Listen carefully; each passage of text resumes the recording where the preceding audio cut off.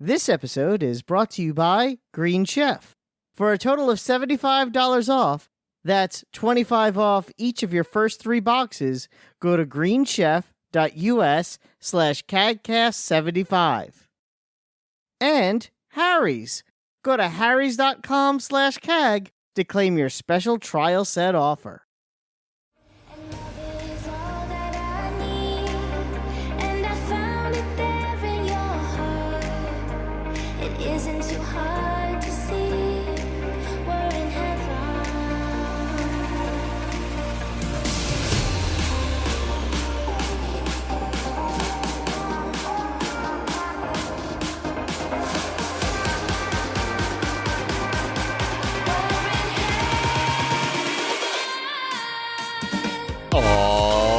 Ladies and gentlemen, welcome to CAGcast episode number 594. I'm your host, GPD, here in Long Island, New York.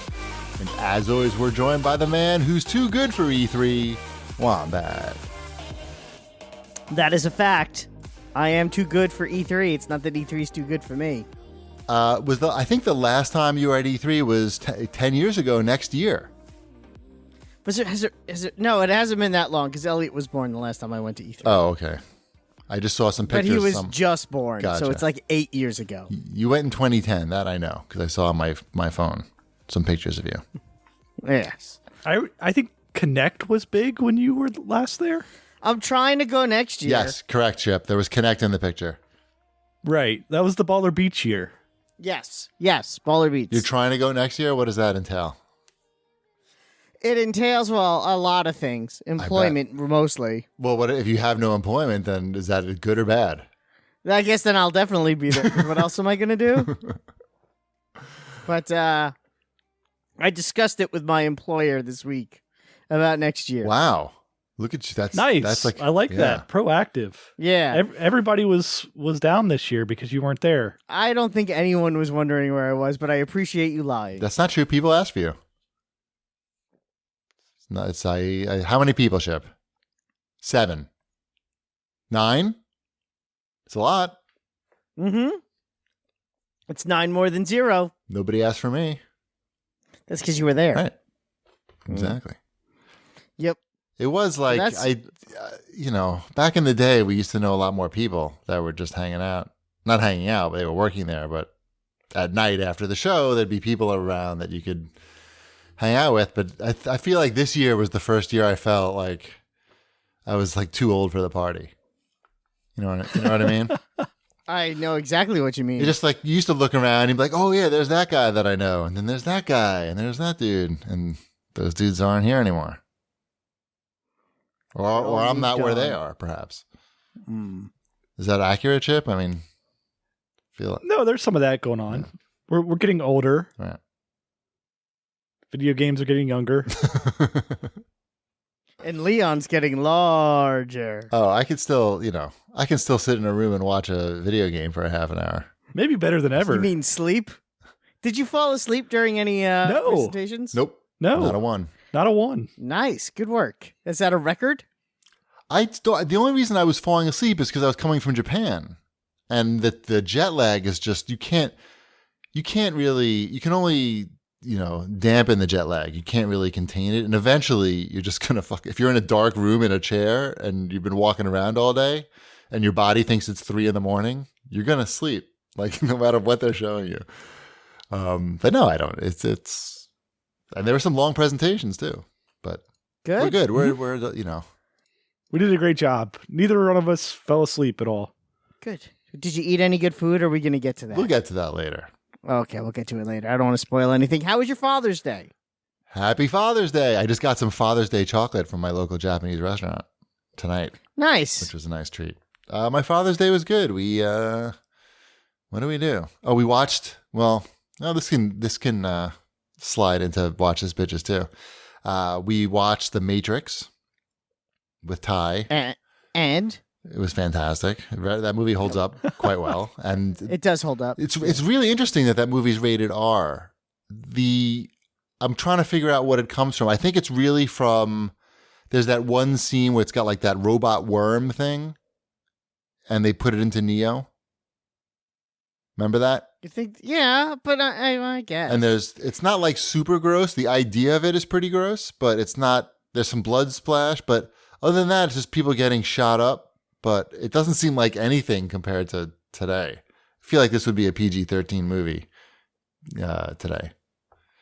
But it holds up really well. The effects hold up great. And Ty loved it. It's a good movie. And he was doing a lot of fake kung fu after we watched it, believe it or not. Did he ask if there were any sequels? He did ask. What did you tell him? I said, from what I remember, the second one is pretty good. But I remember there's one, I think the third one takes place on Zion. And it's really boring and dark. If memory serves. But I'm not exactly sure which one takes place on Zion. And he may not be ready for all the orgies. Yeah, that's in 2. 2 has all the orgies, right? 2 has the orgies. This one was fine for Ty. It was totally fine. And sounds good. Yeah, that was pretty good. And we went to Peter Luger's for dinner. That also sounds the good. Long Island Peter Luger's, not the annoying Brooklyn one. It's still just. I think it's just as good. No, it is just as good, but you don't have to wait. You only have to wait like a half hour past your reservation as compared to the other one where you're waiting an hour and a half past your reservation time. And the parking's a lot better. Absolutely. Yes. It was pretty fucking good, I gotta say. Did you get the bacon? Yes. Yes, stupid. People were trying to say that we didn't need the bacon, and Ty and I were both like, I think we need at least 2 slices of bacon. I think you need the bacon. Yeah.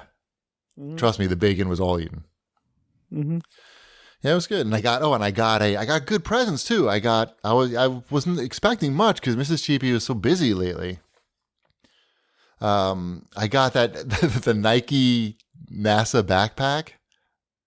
All right. That was on sale. Remember the one that I showed you? Yeah, I have the shoes. Right. It's pretty flashy. I don't know. I think I'm going to save that for Ty to use for school when it's not so big on him.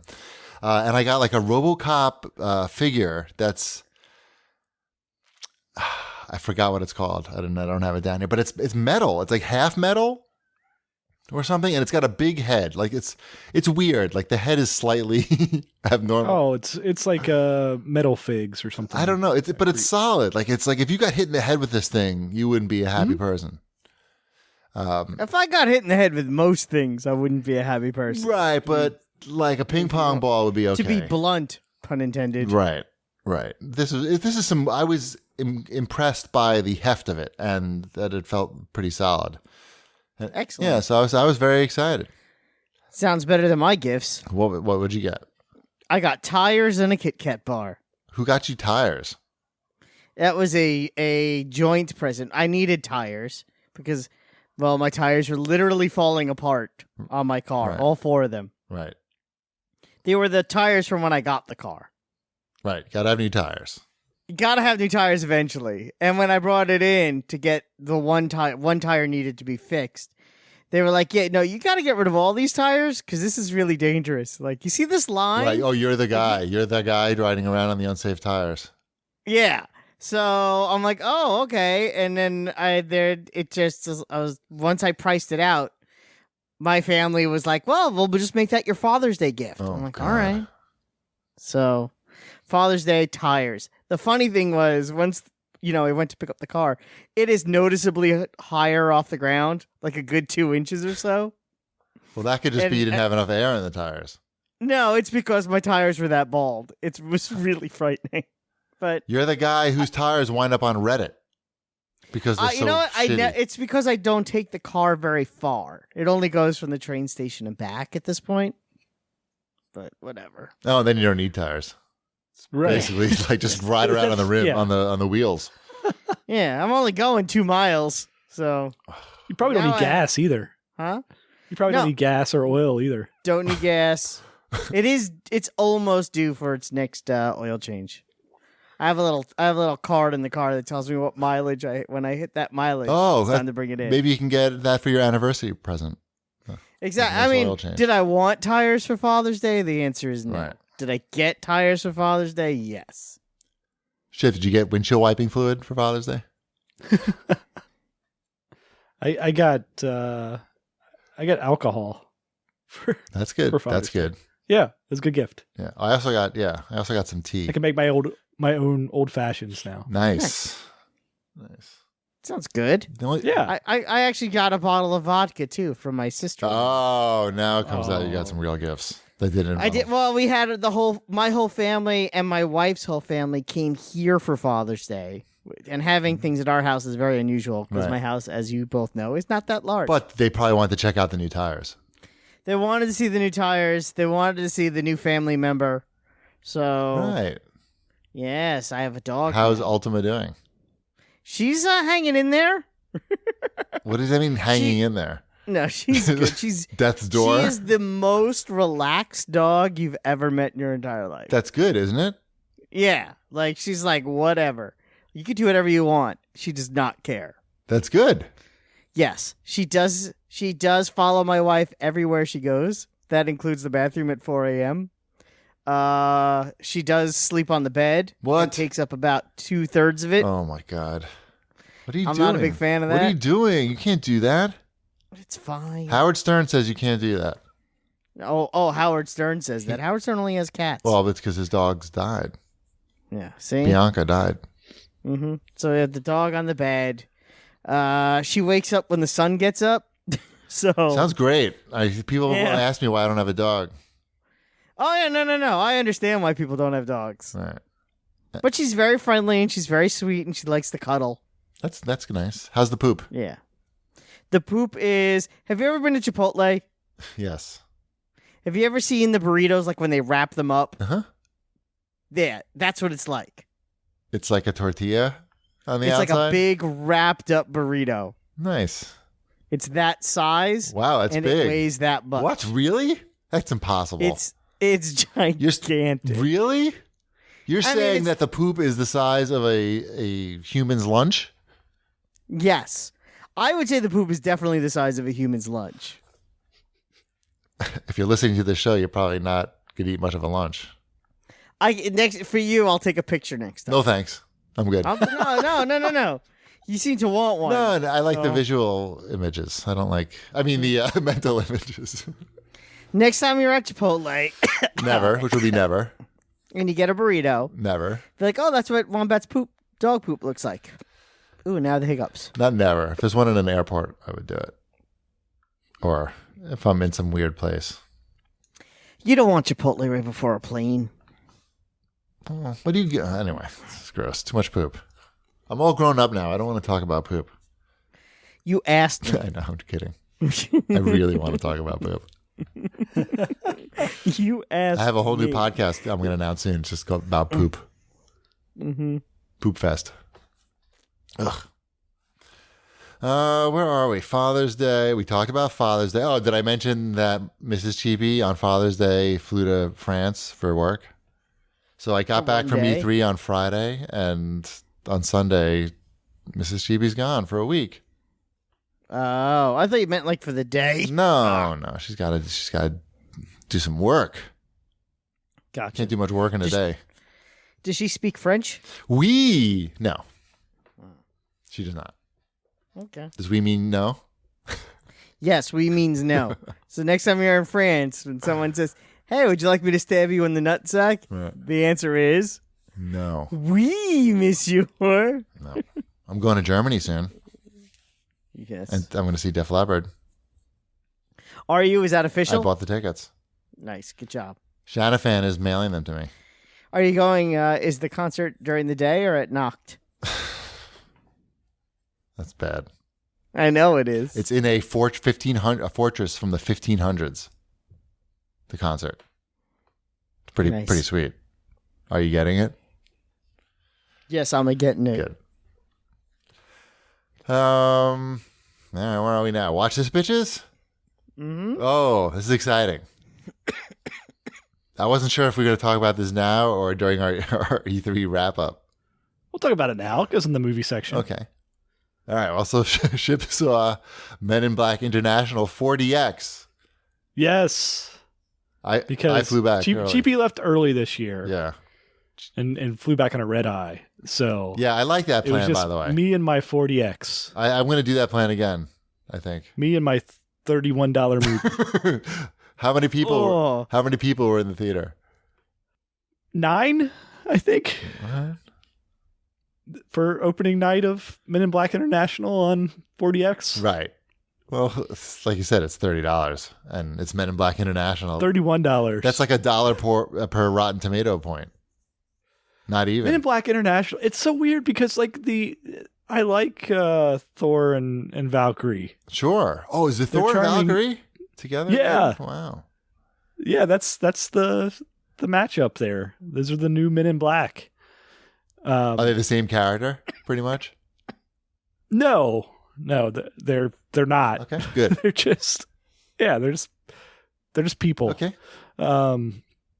She's like the new up and coming agent, and he is the cocky guy who has lost his way, basically.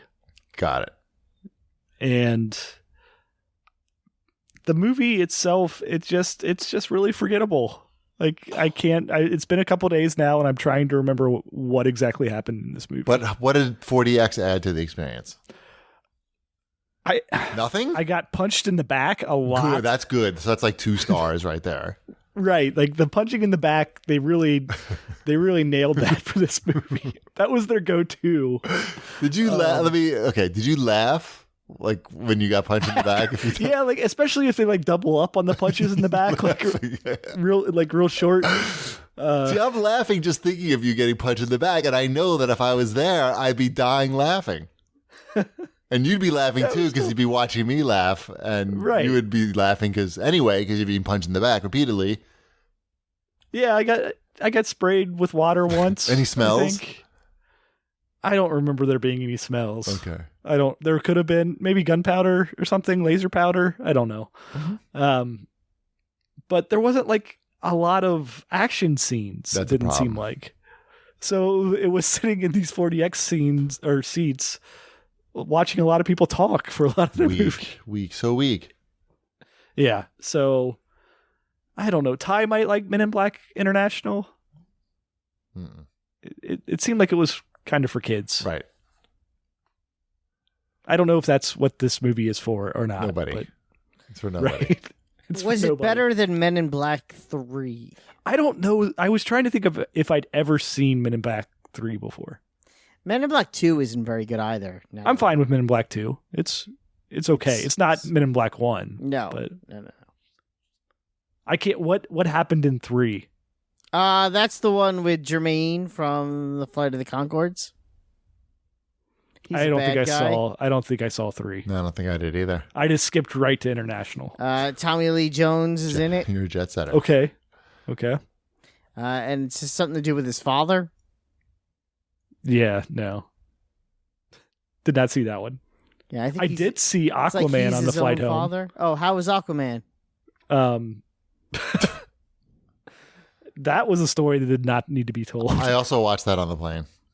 That is funny. That's the perfect movie to watch on a plane. I mean, it's too long for what it is, which is like one checkbox. It's complete nonsense. It's utter nonsense. You could take a leak in the middle of it, and you don't even need to bother pausing it. It's just like whatever. And it has some people getting punched in the face and stuff. And yeah, the action scenes are fine. Yeah. And it's just completely ridiculous. And the acting is just like it's just really the writing is the problem. Like nobody could deliver some of those lines believably. So I can't. I mean, but then again, I don't know the actor's name. Aquaman, Jason something, right? The real question is, how does Amber Heard stay underwater when wood floats? Which one was Amber? Which one was she? She was wood. Queen Mera. The redhead girl? Yes, because she's supposed to be made of wood. No, but her performance would make you think she is. Oh, okay. Oh, I didn't even notice. I couldn't, Like I said, that was like a joke that needed to be explained in Aquaman. Yeah, right, I know. Right. But she says all of her lines like this. That's because she's a fish person. Yeah, that's what I thought. Aquaman, we need to solve the puzzle of the desert. She's an alien, sort of. Right. Is that what it is? Yeah. She's not familiar with this world above the water. Patrick Wilson doesn't talk like that. Who is that? Use their real names, Wombat. Yeah, we don't know who these people are. Orm. Okay, Ocean Master. Yeah. Right. And Black Manta. Oh, that was so dumb. That whole scene with the first 30 minutes of the movie, my eyes were rolling so hard in the back of my head, like I thought they were going to make me get off the airplane in mid-flight. It's just so dumb. The guys, like the professional mercenaries, are launching like grenade launchers inside the torpedo room of a submarine. And we're supposed to feel bad that his father dies after they just hijacked a sub and murdered sailors. Right. It's like, oh, there's pathos to this character. No, there isn't. It's dumb. He's a bad guy. It's so dumb. Mm-hmm. It's so super dumb. Cool helmet, though. Very cool helmet. Not very, like, how does he get through doors on submarines with a helmet that big? There's no way. He's just like, well, I guess I'm not going in that room. Sideways. I don't think so. It's pretty big. It was pretty bulbous. I feel like there was some Watch This Bitches that I didn't put on here. Oh, I watched that movie on the airplane, Battle of the Sexes, with Steve Carell and Emma Stone. The tennis movie? The tennis movie about Billie Jean King was really good.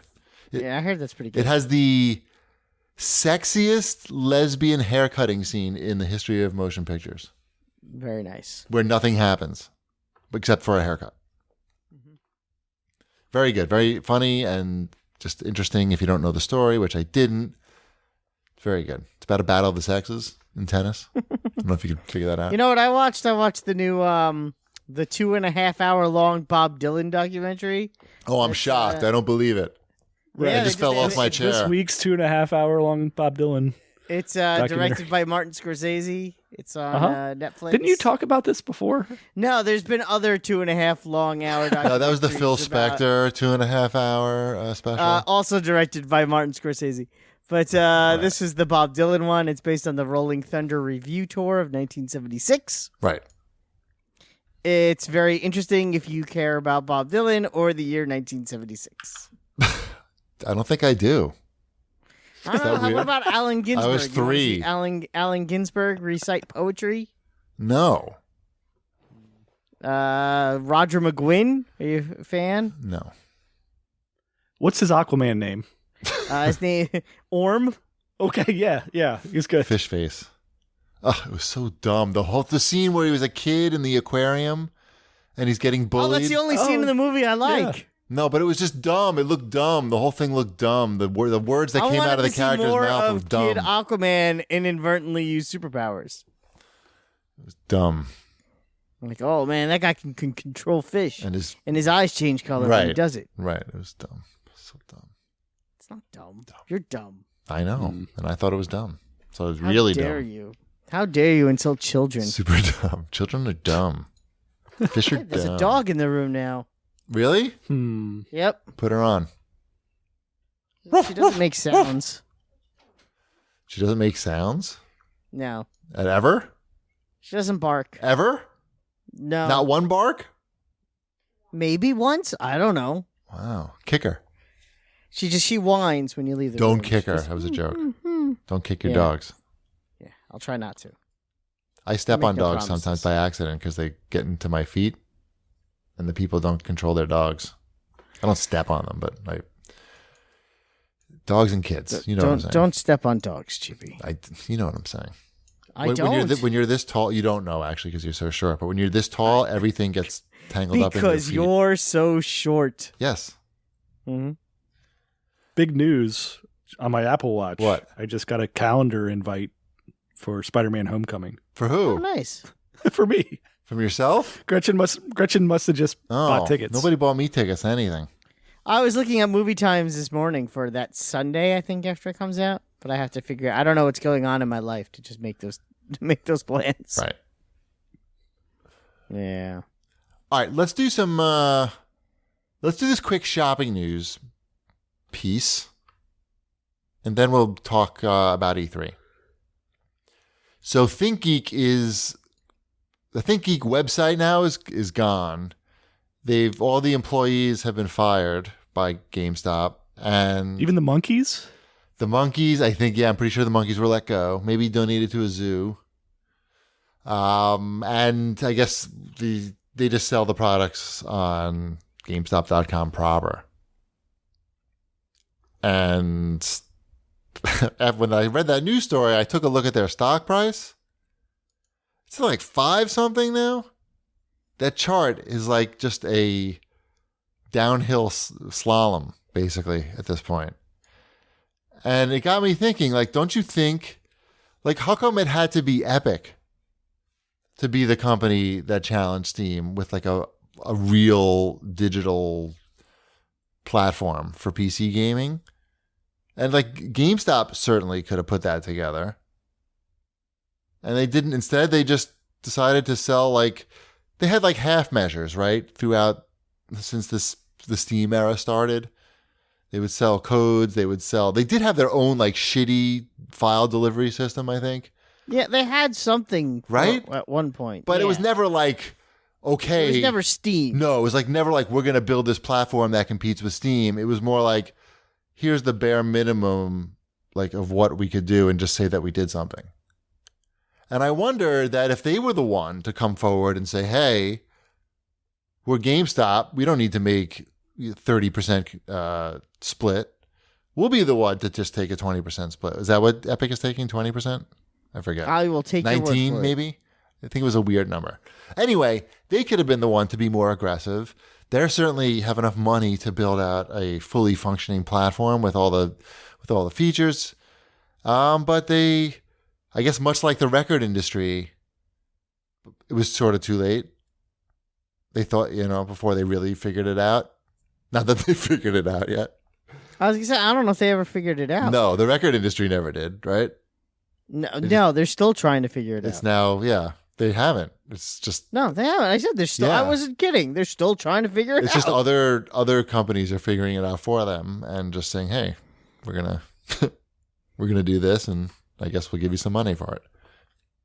Anyway, we'll see if what happens with GameStop, but it just got me thinking, that's all. They needed, what's your consulting company? Batship Industries. They needed Batship Industries. Another company. Right. We'd really need to go into the think tank to pull this one out at this point. At this point, it's tough, right? I'm thinking about that too. Like, there's not much. I mean, you gotta think they're gonna try to get to these new consoles. Or is it do you lean in on Hot Topic? Like, do you try to become another but that's what they've done. Less dark... They've already kind of done that though. That's what I'm saying, but it seems to be working in the sense that they're absorbing everything ThinkGeek and keeping those stores open. It's not working. Do you just lean into that? I think it's almost the opposite. Like, I don't know. Because then it could be like a cool kitschy store that also sells games instead of a game store that also sells kitschy stuff. I'm just thinking. I'm just trying here. It's really weird. Like, Hot Topic doesn't seem to be going away. That's why, It's like they didn't take their own downfall seriously. So all these measures were half-assed. So like the ThinkGeek thing, sort of half-assed. Their digital PC gaming entry half-assed. What was the other one I was just thinking of? But everything's just sort of like, I don't know. There's no, their game publishing business. That's what I was going to say. They publish some small games, but certainly they're a huge fucking company. They have billions of dollars. They could make a AAA game and try their hand there. I mean, something. But they just were afraid to sort of go all in on anything. Well, and now their stock is at $5. Yeah. I mean, do you know how Hot Topic's doing? I have no idea how Hot Topic is doing. I assume they're doing fine. I don't know. They're in every mall that's closing. So they're in every mall on Long Island. Right. Yep. Malls aren't doing so hot though. Well, that's not Hot Topic's fault. We weren't blaming Hot Topic. It's Orange Julius's fault. Where are they? Yeah. Bring them back. I don't know. Is Hot Topic a public company? They trade under the name Hot, HOTT. As you would think. At least in 2012 they did when they hit a 52-week high. Oh, Hot Topic, yeah, HOTT. How do I see just the chart? I Googled Hot Topic stock. Does it say? I don't even know if they trade anymore, do they? I don't know. Common stock. I don't feel like typing, so Right. I'm just going to sit here. Is it possible that it stayed flat over a year? Is that even possible? No, it's probably was delisted. Oh, okay. Let's see. HOTT. That seems good. HOTT? Fine. You got me HOTT. typing now. You happy? Right. Oh, I yeah. am. Interactive chart. NASDAQ GS. Chart is not available. So there you go. Okay. So there is no hot topic on the. It sold to a private equity firm. There you go. In 2013. So we missed this news 6 years back. All right. This could be happening with GameStop. Get ready for them to be delisted and acquired by private equity. Where's Mitt Romney? That's next. Yeah, exactly. So he could Toys R Us them. Yeah. He could do to them what he did to KB. Remember KB Toys? Of course I do. I remember posting killed many them. deals for KB Toys. Yeah. Many. Many. Oh, what can you do? You know what you could do? We could talk about Harry's. Dude, that was I love Harry's. smooth transition. Smooth as... Smooth as my face after using a Harry's razor. Hello. What? Wombat, did you know that the average guy will spend 3,000 hours of his lifetime shaving? It's a lot of hours, Wombat. You're supposed to say yes or no. Because I asked Yes, you a I knew question. that. Oh, I knew that already. You did know that.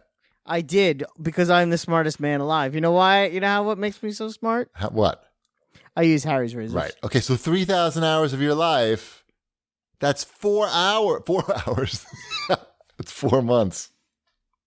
You do not want to waste 4 months of your life with crappy razors. You do not. You want to get Harry's, a razor that's so sharp you can shave less often and it'll save you money at just $2 a blade. Wombat, why don't you tell our listeners what you love most about Harry's? I love that I can use the Harry's razor as soon as I step out of the shower and just swipe, and be on my way because the blade is that sharp and it is that good. And I have the Pride handle, the gay Pride handle from Harry's. Mm-hmm. And it is very pretty and very fancy. Does it make you proud? So cool. It does make me proud. It makes me a proud ally of the LGBTQ community. That is fantastic. Yep. Well, of course, you know that Harry's founders were two regular guys tired of getting ripped off and paying for overpriced gimmicks like vibrating heads, flex balls, handles that look like a prop in a sci-fi movie, and other ridiculous stuff.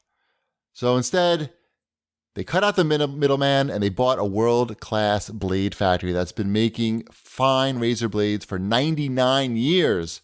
If you don't love your shave, let them know. They'll give you a full refund. We have a special trial set that comes with everything you need for a close, comfortable shave, including a weighted ergonomic handle for an easy grip, 5-blade razor with lubricating strip and trimmer blade for a close shave, rich lathering shave gel that will leave you smelling great, and a travel blade cover to keep your razor dry and easy on the go. Listeners of our show can redeem their trial set at harrys.com/CAG. Make sure you go to harrys.com/CAG to redeem your offer. And let them know that we sent you to help support the show. Thanks, Harry's. Harry's. All right. Should we talk about E3 now? I had the best time at E3 this year. First of all, I got drunk. I got laid. Wow. I don't believe that either of those things happened. Nah, none of those things happened. Before we talk about E3, I will remind our listeners that at the end of the show, I will have attached all the audio that we recorded in LA, which wasn't all that much, to be honest. But it'll be there, and you'll enjoy it or not. You don't have to listen to it. Nobody's forcing you to. But I will force you to download it. Back in the day, it would have been a bigger deal, but it's 2019. You can suck it up. It's not that much. Exciting. It's not a 4K video. It's low bitrate talking. Okay. With the housekeeping out of the way. Yeah. Let's talk about the show. So it was me, Ship, and Thorban. That was the team this year. And I guess the big theme this year was that, well, the big story this year is that Sony wasn't going to be there. And, which was weird. Which was super weird. And that, again, Microsoft was not going to be on the show floor. But they had a good conference. They didn't even have a mixer booth on the show floor this year. This year, they were all in the LA Live heat zone, as we like to call it, the sun death zone. No, they were inside the Microsoft thing. Microsoft, actually, I will give them props. They did seem to make an effort this year to put up umbrellas and tents and stuff in their waiting areas outside. And it was very hot, so that's a very good thing. So yes, it was very weird that Microsoft had no presence on the show floor. Sony had no presence on the show floor. And it's been a while since we've seen other big companies like EA and Activision. Did it feel empty inside? Yes. At times, certainly, yes. Yes. On Thursday, basically the whole day, the floor was like, it was freezing in there because there just weren't as many people as they were expecting. Didn't have those bodies. Didn't have those big bodies and big numbers warming up the joint. All of them were huddled around the Nintendo booth. Yeah, right. If you weren't at the Nintendo booth, it was pretty much, there was big space on Thursday. So that was something that we noticed for sure. The weird thing about it is like there still was people there. It's just there's not a lot to do other than like stand in line for big games. Like spend an hour and a half, 2 hours, 4 hours, whatever it is. If you weren't waiting in line on Thursday, you were waiting for hours, at minimum for big games. Ugh, never mind. I mean, Ship and I waited 50 minutes to play Ghost Recon. Was it worth it? No, of course not. Then why do it? Well, we didn't know it wasn't going to be worth it. You won't find a bigger well, Ghost Recon I enjoyed fan playing than me. it. I would not wait 50 minutes. No, to play it said it was going to be play. less than 30, according to Tom Clancy's Right, time. and then once you're there for 30, like you're not going to get out of line when you know you're going to be in the next group. Right. Remember when we were supposed to go see Titanfall and then Steven Spielberg took our slot? I have so many Yes. stories like that from people taking our slots, and That's fine. fine. They should take our they slot. should, exactly. It's fucking a miracle. I don't know. I think I'm more important than Steven Good job, Spielberg. everybody. Right. I'm honored to have Steven Spielberg take my slot. Yeah. He can take my slot anytime. I'm going to bend over. That's the Boom Blocks guy. Yeah, come on. You get him in wherever he needs to get He's a in. legend. I like that game. What were some other trends at E3, Ship? Do we have any other? Lines. Of the show itself? Yeah. The indie games look really good. So many indie games, and they look of good quality. You'll hear about that if you listen to the Lots later. of retro arcade machines. yes. Yeah, I saw those arcade one. I want that Star Wars one. I didn't even see the Star Wars one. Oh my god. That one came out middle of the week. Yeah, It wasn't there to begin with. Yeah. Pretty dope. Oh. It's Star Wars. I know it. You know what it is. I don't have to tell you. And it's $200 for that? Or $300 Something or like whatever? Yeah, whatever it is they charge. Yeah, so we saw so many different. There's like the 12-inch versions. There's the 12-inch like super replicas with the metal doors from. Do you remember the company's name, Ship? I mean, Replicade. It's Replicade. You got the one-up ones, which are the 3/4 size cabinets. Mm-hmm. And they have the countertop ones. Right. And then you have My Arcade with their smaller, more budget-friendly plastic ones. Right. It's a lot. And the which is the one that has the wall-mounted ones? That's one up? That's one up. Yeah, they have the wall-mounted ones. It's so many options and stuff. And stools. And then there was one that we didn't even see, the Legends Ultimate, because we messed up what day the appointment was on for that. Right. Oh. So many. Yes. It's still stuck in the place that it has been for the last couple years of, is this a industry show or is this for consumers? Because it's still not set up to be that friendly for consumers. Right. It's not. And we, we asked people, sometimes people would come up to us and say, oh, we love the show. Where's Wombat? And 9 people, we established that. Yeah. And, I remember I asked, some of the guys, like, what do you think of the show? They had the gamer pass or whatever it's called. And, he said it was like okay, but of course, spent most of the time waiting in line, and there's just not that much to see or do, just like we said. And they were just sort of walking around like aimlessly, I guess, like we were. And he's from the area, and he said he wasn't sure if he would come back if it was the same next year. And he just had to drive. He didn't have to like get a hotel. I would say like if you're just gonna just come on Thursday. Because then you can, at least you're not committing to so much. And I think you could pretty much see everything in one day if you come on Thursday. Hopefully not next year. Next year's going to be big. Yep. Right? Yep. It's going to be back. It's going to be back. Big hullabaloo. Sony's probably saved the money from this year to spend on next year. That's probably twice as much next year. They're gonna get that whole half of the convention center and Kensha. It's gonna be just for the PlayStation 5. Yep. It's going to be awesome. They're going to have the dinosaur from the Batcave in there and the giant penny. It's going to be fantastic. Mm-hmm. I feel like those have been there before at E3. I feel like it has too. We were able to do stupid things like the Borderlands cosplay tour because there was literally no line for them. I saw the picture. We literally just walked up. We were next. I'm like, and Shift's like, should we do this? I'm saying we should do this. He's like, I don't know, should we? I'm like, there's no line. Why would we not do? What else are we going to do? Just walk over here and do nothing? So we did it. And it took 3 seconds and it's pretty cool. I mean, not cool, but and we did the crash cart and then we missed our, we did the Crash Team Racing Kart picture and we missed our. Which caused us to be late for our Avengers appointment. We were a little How off is Avengers? How is Behind Closed Doors Avengers? All right, well, let's talk about the games now. So we can transition. Behind Closed Doors Avengers was the demo that I saw was pretty shitty. What did you see? I saw the trailer that they showed. Okay, so you didn't see the leaked footage because no, there was a whole hubbubaloo. Or was there somebody? There was a streamer, an influencer that leaked out the Behind Closed Doors stuff. Oh wow! And how was the Behind Closed Doors stuff? It's tough to tell what the game is from the Behind Closed Door stuff. Maybe more has come out about it since then because I'm sure there was interviews and all of that. But the Behind the Closed Doors demo was them basically showing you how each character fights.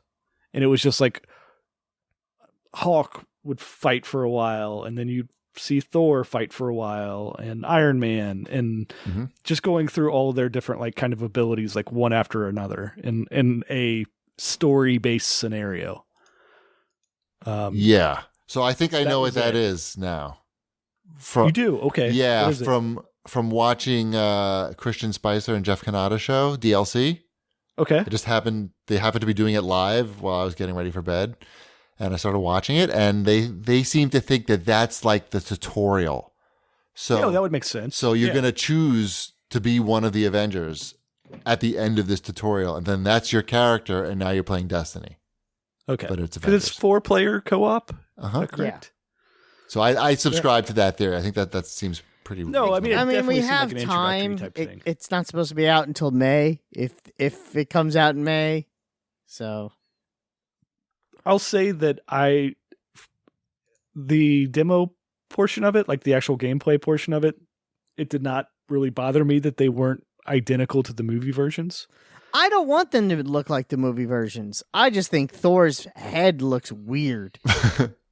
What do you think about Tony Stark's haircut? It's weird. It's like there's just something off about the way it looks. I mean, the Spaceballs meme was pretty spot on. It's not that they need to look like the people from the movie. It's that they tried to make it look like it's something else, but they just didn't do a good job. Like in the Spider-Man game that came out, Spider-Man, they gave him a whole new costume, but they did a good job on that costume, so no one cared.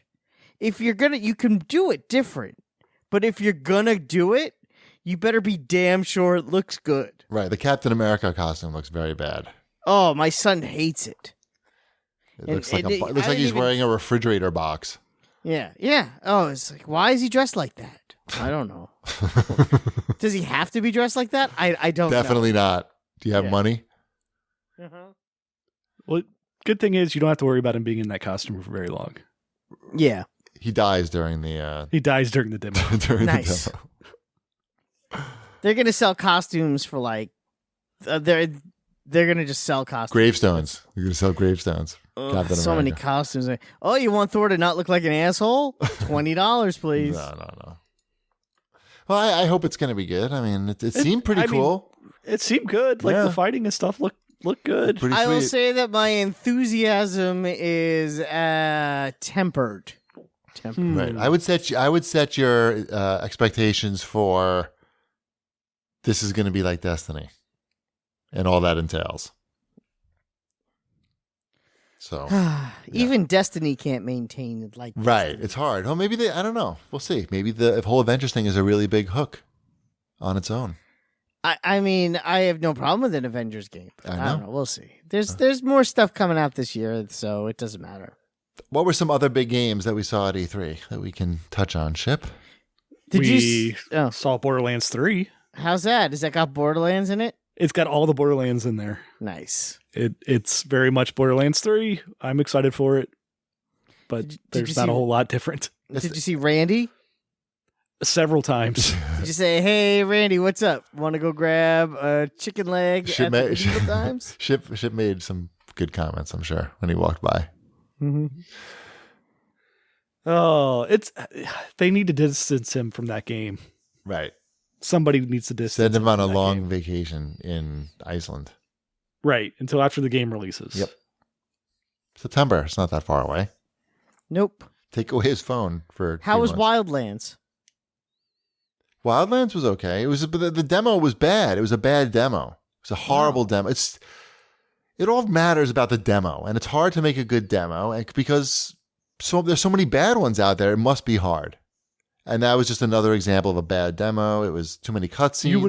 You would have been skipping most of the demo. You couldn't Gotcha. invert the aim, so I waited in line for 90 minutes. I mean, 50. What are we? 90. How long do we wait? 50 minutes. We waited 50 minutes to play it, but then we played it for 25 or something. But it was so many cutscenes. A lot of it was cutscenes, but you'll be happy, Wombat, that it just seems like an expansion of The Last Ghost Recon. That's all I want. Slightly better looking. I mean it's the same type of thing. Well, it almost wasn't when they first announced. Sure, it wasn't. I'm not confident that that's true. I don't know. They were like, AI teammates. No, you just play alone. Pause button. We're not sure. And then now they're like, oh, it seems as though those were two very important things. To It seems as though we made the same game again. Yeah, which is fine. How about that? No, it's good. That's fine. It's just like you could have told me that was just a DLC for what was the last one called? I played like 200 hours of it. Yeah, Wildlands. Is that what it was? Yes. This one's Breakpoint. right. Yes. Yeah, I said Wildlands. I called this one Wildlands, I think. Every time. Gotcha. Sorry. That makes sense. I mean, because it felt like, this could be like season 4 of Wildlands. Right. I liked it. I wanted to play more. I felt bad because she was like the person, like there's 3 people, three normal people in the Ubisoft demo person is how you play this game as a demo. Mm-hmm. And so she's like, okay, well, we're going to go over here to this marker and do some mission thing. I don't remember exactly what we were trying to do. And she's like, we came up to like a car and she's like, oh, we're really not supposed to take the car right now, but you can if you want. And I'm like, not much of a military leader. Right. So immediately I got in the driver's seat and all 3 people piled in and I just decided to you're familiar with how I get around in Wildlands. I just decided to start running it off the side of a mountain and see what would happen and run it right into the main compound and see how that would go. We all died. And how did that go? We all died. I shot in the wrong direction because I couldn't invert my aim. Yeah. And then we got to the helicopter and she's like, we can take the helicopter if you want. Like, oh, I know how this goes. You're gonna just land it right on top of a building. I've played this game with you. I know what you do. Right. I'm there to get it done. Yeah, it'll be fun. No, I think both that and Borderlands I will sink a ton of time into. Did you see or play any of the Outer Worlds while you were there? Couldn't play it, but we saw it. Okay. I'm interested in that mostly because... You should be. It's Fallout. Yeah, well, technically I already paid for it also because it's going to be on Game Pass on day one. Okay. Oh, wow. Okay, cool. Yeah, they announced that during the Xbox thing that's going to be a Game Pass day one game. So if you haven't pre-ordered it, but you have Game Pass, guess what? You pre-ordered it. You're good. So Good to know. Okay. yeah, especially if you got in on that dollar deal because I'm good now through 2021. So Yeah, that was sweet. yeah, it was a sweet deal. Did that on a plane, I think. Nice. Something. Yeah, that was the the most interesting thing about the Xbox press conference this year was they showed 35 games that are coming to Game Pass within the year. Within, the next full year, not by end of year. I don't think so, at least. But that's crazy. That's, here's 35 games that if you already paid for this, you already paid for. Yep, it's awesome. Yeah. It's really good. But that's different. That's something, that's a unique thing that last year wasn't part of their press conference. Right. They knew they had to show a lot of games, and if they can be on Game Pass, then that's even better. Yeah, it's like here's 35 games that you're going to be able to play the day they come out because technically you already paid for them. Yeah. Like Void Bastards or Outer Wilds, or there's a handful of games that came out recently that launched on there. So it's pretty cool. It's a good setup. All right. What are any other big games that we saw? We didn't see Cyberpunk. That comes out in March? That sounds right. Yeah, March of yeah, next year. Spring. A lot comes out next year. Is that also when the Watch Dogs come out? I didn't even see that. A lot of stuff seemed like it was hitting in that March, April timeframe of next That game year. also, I've never played any of the Watch Dog games. They're good. I think. But should I? I said they're goodish. Oh, goodish. Yeah. I'm interested to know if they can pull that off, what they showed in the demo. Oh, I haven't even seen it. Oh, it's crazy. you can play as anyone in the game. Everyone you can hack in the into game? people. Yeah, and everyone's a playable character. Body snatchers. Basically, and everyone has a different skill set. So if you need like a safe cracker, for example, you have to find a person whose skill is safe cracking. Oh my god! What would your skill set be if I found you in the game? Sleeping. Sleeping. If I need a guy who can sleep. Yeah, it's like we probably need not. I bet you it's not though. What? Because the reality is, you probably can't sleep that much because you got shit to do. Exactly. So it would be going to work every day. That would be my special getting skill. to work on time. Is that your special skill? That's my super skill. Getting the dog to poop. That's a good skill. So it's interesting. It seems like such a lofty idea that either there's if they can pull it off and make it interesting, it's going to be one of the best games ever made. Isn't that just a Lego game? But I was going to say, if they can't pull it off, it's going to seem it's going to be really strange. It's a very interesting experiment. Like, I could also see it getting kind of tedious kind of fast, too. I don't know. I should probably watch a video or something. I did. No, me. Oh, yeah. Yeah, like when you need to find an assassin and you play as the old lady. That's a funny idea. And when the person dies, they're dead for good. Huh? They don't come back. So if your safecracker dies, you gotta find a new safecracker. It's like the Matrix. It's like the Matrix. Exactly like the Matrix. So I like the idea. I like the premise. It's going to be interesting if they can pull it off. Well, did you hear that car? I did not. They repaved my road, so now it's a drag strip. It's pretty awesome. What any other big games, Chip? Dying Light 2 we saw. That looked really good. That looked really good. That was a 45-minute demo, and you guys love the first one, right? I liked it. I played a bunch. I have it on the PC, I believe. Played a bunch of that. Yeah, I know Shipwreck really liked that game. It looks really good now. It looks super duper good. And the 45-minute demo. Duper good? So good that the 45-minute demo ended and we're like, oh, it's over? We're not going to see how this ends? And then they handed us a giant fucking statue.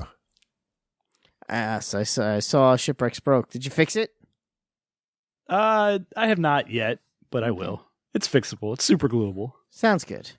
I still remember when they showed us the XCOM first-person shooter demo for that game that never came out, and they had it in a big UFO. Oh, yeah. Yeah. The amount of money that they spent on that booth for a game that never came out. Oh, how about this year? I know where you're going to go with now. Yeah, there's the remake of Destroy All Monsters. Destroy All Humans. Oh, sorry, Destroy All Humans. There's a huge presence outside the show, right where the Sony swag area would be, the Sony merchandising area would be if Sony was at E3. Yeah, Wombat's not familiar with that. That was never there when he was there. It's basically there's a big space right between the two halls where you can, I guess, set something up. Where the food trucks used to be. No, it's out in front of. It's on the same side of the street. Yeah, it's out in front of the little drop-off area where the buses and stuff would be. So imagine a very large outdoor space filled with monster trucks, a giant inflatable alien head, a DJ, some seating, and playable kiosks of Monster Jam and Destroy All Humans. That was there, and literally nobody was in there. There was nobody. The only people working the booth there's a security guard watching the trucks to make sure nobody did anything they shouldn't be doing. There was the DJ, and the DJ's friend who was in the DJ booth, and there was maybe a security guard for the gaming kiosks. Maybe I don't even think. It could have been the same one that was watching the monster trucks. There wasn't even someone there handing out a Destroy All Humans t-shirt? No. At some points, they were handing out masks, paper masks. I didn't see it. And Hot Wheels Monster Jam trucks. That's cool. Couldn't figure out. Whenever we went by, there was never anybody there. I mean, not that you couldn't spend $3 and get your own monster truck. Right. Still. Yeah. So that was their area out front. And then they bought one of the huge banners on the front of the convention center was a Destroy All Humans banner. And then they had people walking around as the aliens, 4 or 5 of those guys. And they had a huge spaceship or whatever inside of E3 and a huge part of their booth and everything. What was going on with Destroy All Humans at this? I'm going to say that they just got a really good deal. Nope. I know what happened. It's a Brewster's Millions situation. Oh. They were left a large sum of money, but it had to be spent. It all by last Friday. No, it could only be spent on marketing of excessive marketing of a remade game that nobody really cares about. That's it. And they're promoting it with this really hard heavy metal music, which the whole game itself had a 50s 60s vibe. Right. I don't know what's going on. Sense. It's so weird. The monster trucks. And I like that game. It's not that I don't like that game. It's a good game. It's just really strange. And it looked fine, but I think we played it in the tent in front of the convention center. Yeah, I think you're better off if you're Destroy All Humans, if you're remaking that game. I mean, they spent a lot of money marketing that. I think there was this spend it on the. I'm guessing they're going to spend the money on influencers too when the game comes out. You think they just blew their whole load on E3 and just because I feel like that money's going a lot further if you get influencers to play it. And probably. How many influencers can you get for a giant inflatable alien head? I don't know. I wish them the best of luck with it. Sure. It's just it was weird. Hoo-ah. Yeah. Played well. Okay. Yeah. Threw some cows around. All right. Let's do a quick word from our second sponsor, Green Chef, and then we'll get back to the E3 action. The show will never end, by the way. So good news. Good news, everybody. So what is Green Chef? Green Chef is a USDA certified organic company that makes eating well easy and affordable, with plans to fit every kind of lifestyle. And Green Chef is owned by HelloFresh, so you know it's good.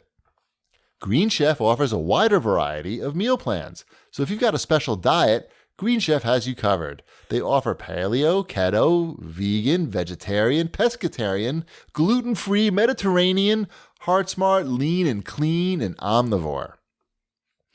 I'm definitely gonna try this, substitute this in with my HelloFresh regimen, and try one of these once again. I was talking about with Ty tonight, how we made the kale salad, the kale chicken salad with the oranges. It was how good it was. Super good. So of course, Green Chef makes cooking easy with dinner options that work around your lifestyle, not the other way around. Enjoy clean ingredients you can trust, seasonally sourced for peak freshness, because with Green Chef, it's easy to eat well and discover new recipes every week that you'll love to cook. So for a total of $75 off, that's $25 off each of your first 3 boxes, go to greenchef.us/CAGcast75. That's $25 off each of your first 3 boxes. Go to greenchef.us/CAGcast75. Back to the E3 action. Woo! That was something. It's action. What's next? So Wombat, you didn't ask about this year's swag. Have you gotten your swag yet? I have not gotten my swag yet. I haven't seen Mr. Cheapy. It's sitting by my front door waiting for you. Maybe, I don't know when I would be able to stop by. You're not home at all this week? I don't think so. Well, let me know. I have weirdness going on this week. Sweet. Yeah. That's a secret. I'll be interested. Yeah, no, I'm not going to tell him. Yeah. I'll be interested to see once Wombat comes back to E3 next year, what he thinks of the changing landscape and swag. I got some good swag being in my office this week, so I think everybody, I got a cool watch with rainbows all over it. Uh-huh. Yep. I got a mini fridge. Uh-huh. Does it have rainbows on it? It's pink. Hot pink. Good. Perfect. Okay. I got some panties. What else did I get? I did not get panties. What else did I get? I got a bunch of t-shirts with sequins. Bunch of sequin t-shirts that say Pride. Lots of rainbows. Yeah, that's about it. Sounds pretty gay. A little bit. And I got some sunglasses. Some gay sunglasses? No, really nice ones. Oh. Well, what? That doesn't mean they're not nice. Yeah, I know. Because they're gay. I meant they were gay, like gay sunglasses, like your other gay products. Yes, they are. I don't use the word gay, Wombat, to describe something negatively. I only use it as its intended use, which is to describe a product's sexuality. Are they sunglasses that like other sunglasses? Yes, of course, Wombat. I'm sorry. You should know better, as since it's your job. Yeah. To be gay. Anyway, where are we? Are we done with talking about the games of E3? I think so. I think so. Yeah. Well, a whole bunch of that. Actually, I'm gonna come around to this, and we have some questions from the audience, some E3 specific questions. Let's just buzz through these real quick. At CollectorCast writes in and asks, "What was up with all the E3 pizza cutters?" The quick and dirty version of the story is that we were at the show the day before the show opened, picking up our media badges. And we walked by the E3 swag booth, the merchandising booth. And this was like the satellite booth. And they said, "Oh, here's all our stuff. And, oh, we have a special exclusive item for this little store. We have E3 pizza cutters." And they looked horrible. They just said pizza cutters that said E3 on them. And E3 Game Break. E3 Game Break, right? And and we also have these dinosaurs, which are new this year. And the dinosaurs were like $20, like plush dinosaurs, but they were small. They were like, I don't know, was it even 12 inches? Maybe 12 No, inches. it was like 6 inches, maybe. Okay. And we were like, this is $20? And they're like, yeah, we thought they would be a little bigger. So we're like, all right, we're going to go check out their main E3 swag shop, because we were looking to buy stuff for our family. And we walked away. We didn't buy anything. And Chip's like, "Oh, I'm surprised you didn't go for the pizza cutter because the pizza cutter was only $5, and you can give that away on Twitter." And I was like, "Yeah, that's true. Like, it's small, doesn't take up much space, cheap, it's hitting all the check boxes."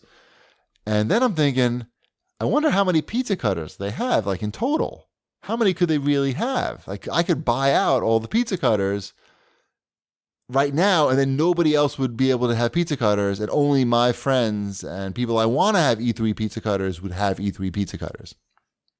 And it turns out they only had like 22 pizza cutters. So I bought all the pizza cutters, and I gave them out to my friends at the show.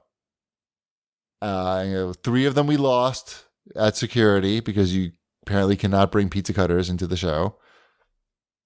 They thought Shipwreck was going to go on a pizza cutting kill spree. Yeah, he had 3 with him, and they thought he was going to like be dual wielding pizza cutters and just like. So those wound up in the garbage. Hopefully, I don't want to see those on eBay. I'm going to be very upset. That'd be very unprofessional for the security people to put those on eBay. Dig them out of the trash. Yeah, dig those out of the trash. Those have to stay in the trash. That's the rule. I gave one. Walking out of the show, we ran into Major Nelson immediately, and I was blessed to be able to hand him a pizza cutter and explain to him how special he was for getting a pizza cutter. Mm-hmm. I was at my an E3 cutter. Yes, of course. I was getting my salad from my salad place on Monday, and I know that the guy there is a big gamer. He knew I was going to E3. He knows all about Cheap Ass Gamer and all that shit. And I was able to present him with an E3 pizza cutter. An E3 cutter. An E3 pizza cutter. And he was very excited about it. And of course, I told him a story, and he felt very special. And, one of his coworkers walked by. He's like, "Wow, that's really cool." And I was like, "No, it's not, but it's okay." So it was a lot of fun. Cool. Thorbon didn't think it was cool. Thorbon doesn't get it, just like he doesn't get 4DX. That's fine. But it's I don't know. I got my $115 worth, I feel. And I still have, I'm gonna give, I have still some to give away, and it's all good. It's a good time. Excellent. Let's see, which do we really need to? We covered this one, we covered that one. Here's a question from @MH Coville. He wants to know what Wombat's game of E3 was, and specifically, what did you think of Lego Star Wars? Well, you know me, I like games that are coming out sooner than later. When's Lego Star Wars coming out? Oh, that comes out this year, I think. Probably around the same time as the new movie, I would guess. But that does look good. It's all new stuff. Yes, it's every movie, but it's new. It's not remakes of the old stuff. It looks like they spent some shekels on this game. Yeah, so I have obviously I'm all for it. Okay, but what's your game of E3? It might be Outer Worlds, mostly because like we previously mentioned, I already own it. Right. So it's nice to be able to get excited for a game that comes out this year that I can play when it comes out. That looks like the Fallout I wanted last year. Okay. So that's kind of exciting. And there's also Ghost Recon. Okay. Which also comes out this year. Fair enough. @Sean Franklin writes in, and he asks what my and Shipwreck's game of show was. He wants to know if we were able to agree on the game of show. I don't know that we've discussed what our game of show is, but I think Cyberpunk. I didn't even see it. I didn't see it at all. Cyberpunk. 2 years in a row. 2 years in a row, we haven't seen Cyberpunk. Watch Dogs 3. Didn't work out. It didn't. I haven't seen that either. The body swapping ins. I haven't even seen what that looks like. So it's only going to be stuff that I've seen at E3. And for me, I gotta say, the new Call of Duty game was pretty. I'm pretty excited for that. They've made it into like special forces killing Osama bin Laden in his house. I heard it could be a little disturbing, though. It was disturbing because the animation is so lifelike and deathlike, if you know what I'm saying. Like it's all close quarter stuff. Well, not all, but just what they showed was it was a very short demo, 15 minutes. What they showed was just a mission, basically like special ops guys going into a house at night with night vision and there's women in the house too, and you don't know who the combatants are, and they're just going through the house taking down people. And it seems, I don't know if it was because we were looking at this giant fucking screen, or they've made the character models bigger, or it's just the animations are that much better, or if it's all of those things, but you could really see the life going out of these people's bodies. You know, like the expressions on their face and stuff. It was disturbing, and the responses for the people watching the demo was in tune with watching something that was disturbing, like an uncomfortable laugh or two, people being like, whoa, like people not knowing quite how to react, I think, what they were looking at. So I'm looking, what is it just called Modern Warfare? I don't even know. Yeah. Yep, that's the name of it. Yeah, great demo too. Like, I think it was one of the best demos that we saw. I mean, definitely, for sure, because just in and out, 15 minutes, this is what it is. Boom. What about you, Ship? What was your game of E3? Probably Borderlands 3. See, I didn't think the demo was strong at all. I think it's more of a relief that it's what I want it to be. It was just like the Borderlands 2 demo. It was exactly like the Borderlands 2 demo. I like that too. Sure. Played a lot of that. Yep. There wasn't anything that really like stood out, like as far as this is new and different and something that's going to pull me away from all the comfort food that I already have. Okay. I mean, I liked the Call of Duty demo. I agree it was very nice. I liked the Dying Light 2 demo. That was very good. I know the picking Call of Duty is like super lame, but they know how to put on a demo. And I believe that I've chosen other Call of Duty demos in the past as my game of E3. You have. Because they just know, I don't know, they know what they're doing. And I don't know, I'm not like a super Call of Duty guy either. It's not like I'm fucking playing a lot of Call of Duty, but I don't know. They know what they're doing over there. New releases. Are we done with E3? I think we're done with E3, right? I think we're good. Yeah, there'll be more at the end of the show. Yes, so much more. Plenty more at the end of the show. Hell yeah. I've been playing a little bit of Cadence of Hyrule on the Switch. That is the Crypt of the Necrodancer with Zelda. Yes. Which I don't think I'd played any of Crypt of the Necrodancer before. I wishlisted it on Steam. That's close to playing it. Yeah. I said, this looks like something I'm interested in, rhythm game, retro, but I didn't do it.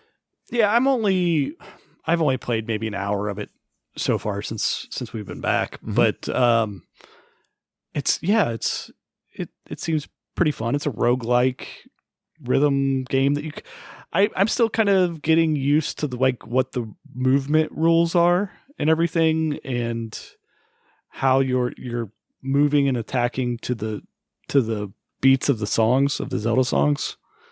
So I'm still getting used to it, but I know I was seeing some people were like beating the game in 4 hours.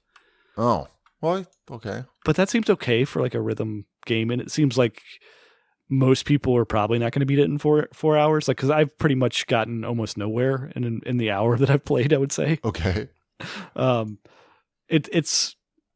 It's not a roguelike that like does like procedurally generated or random dungeons when you die. Like, you still see like, okay, I've cleared out this screen before. Like, you're revealing the map as you go along. Yeah, it seems it's good. Okay. It was a nice surprise at E3, and that it was ready to go immediately. Nice. Also on the Switch, I've been playing some of Rolling Gunner. They sent a code over for that. Oh, Rolling Thunder? Rolling Gunner. Rolling Gunner. Oh. Yep. It's a side-scrolling shmup with a lot of bullet hell going on. I like those kind of games. Yeah. No, it's a good game. I've played a couple levels of it now. I will say that playing on normal, it gets you, like, basically the whole screen fills up with bullets within the first level. Like, it's not messing around. All right, then. Weeding out the wombats, they call that.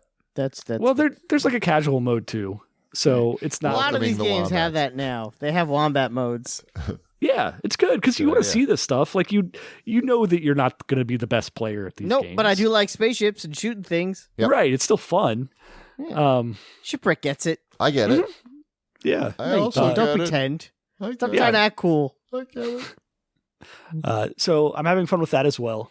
It's Okay. I've been trying to play my Switch some more now. Okay. I think Very good. E3 got me pumped for Switch for not being able to get anywhere close to the Switch booth. There's some good stuff We coming didn't talk out. about that at this. We talked about it and maybe the stuff that's attached to the end. But the disappointing thing about the Switch I am looking booth, forward to. I mean, there's a new Animal Crossing. That's exciting. was that even there? I don't know. Even there. And Marvel Ultimate Alliance 3 comes out really soon. Yeah, you could not get close to that because the way that you had to get to that was you basically had to like get in a line to play like all of the off-brand Nintendo stuff,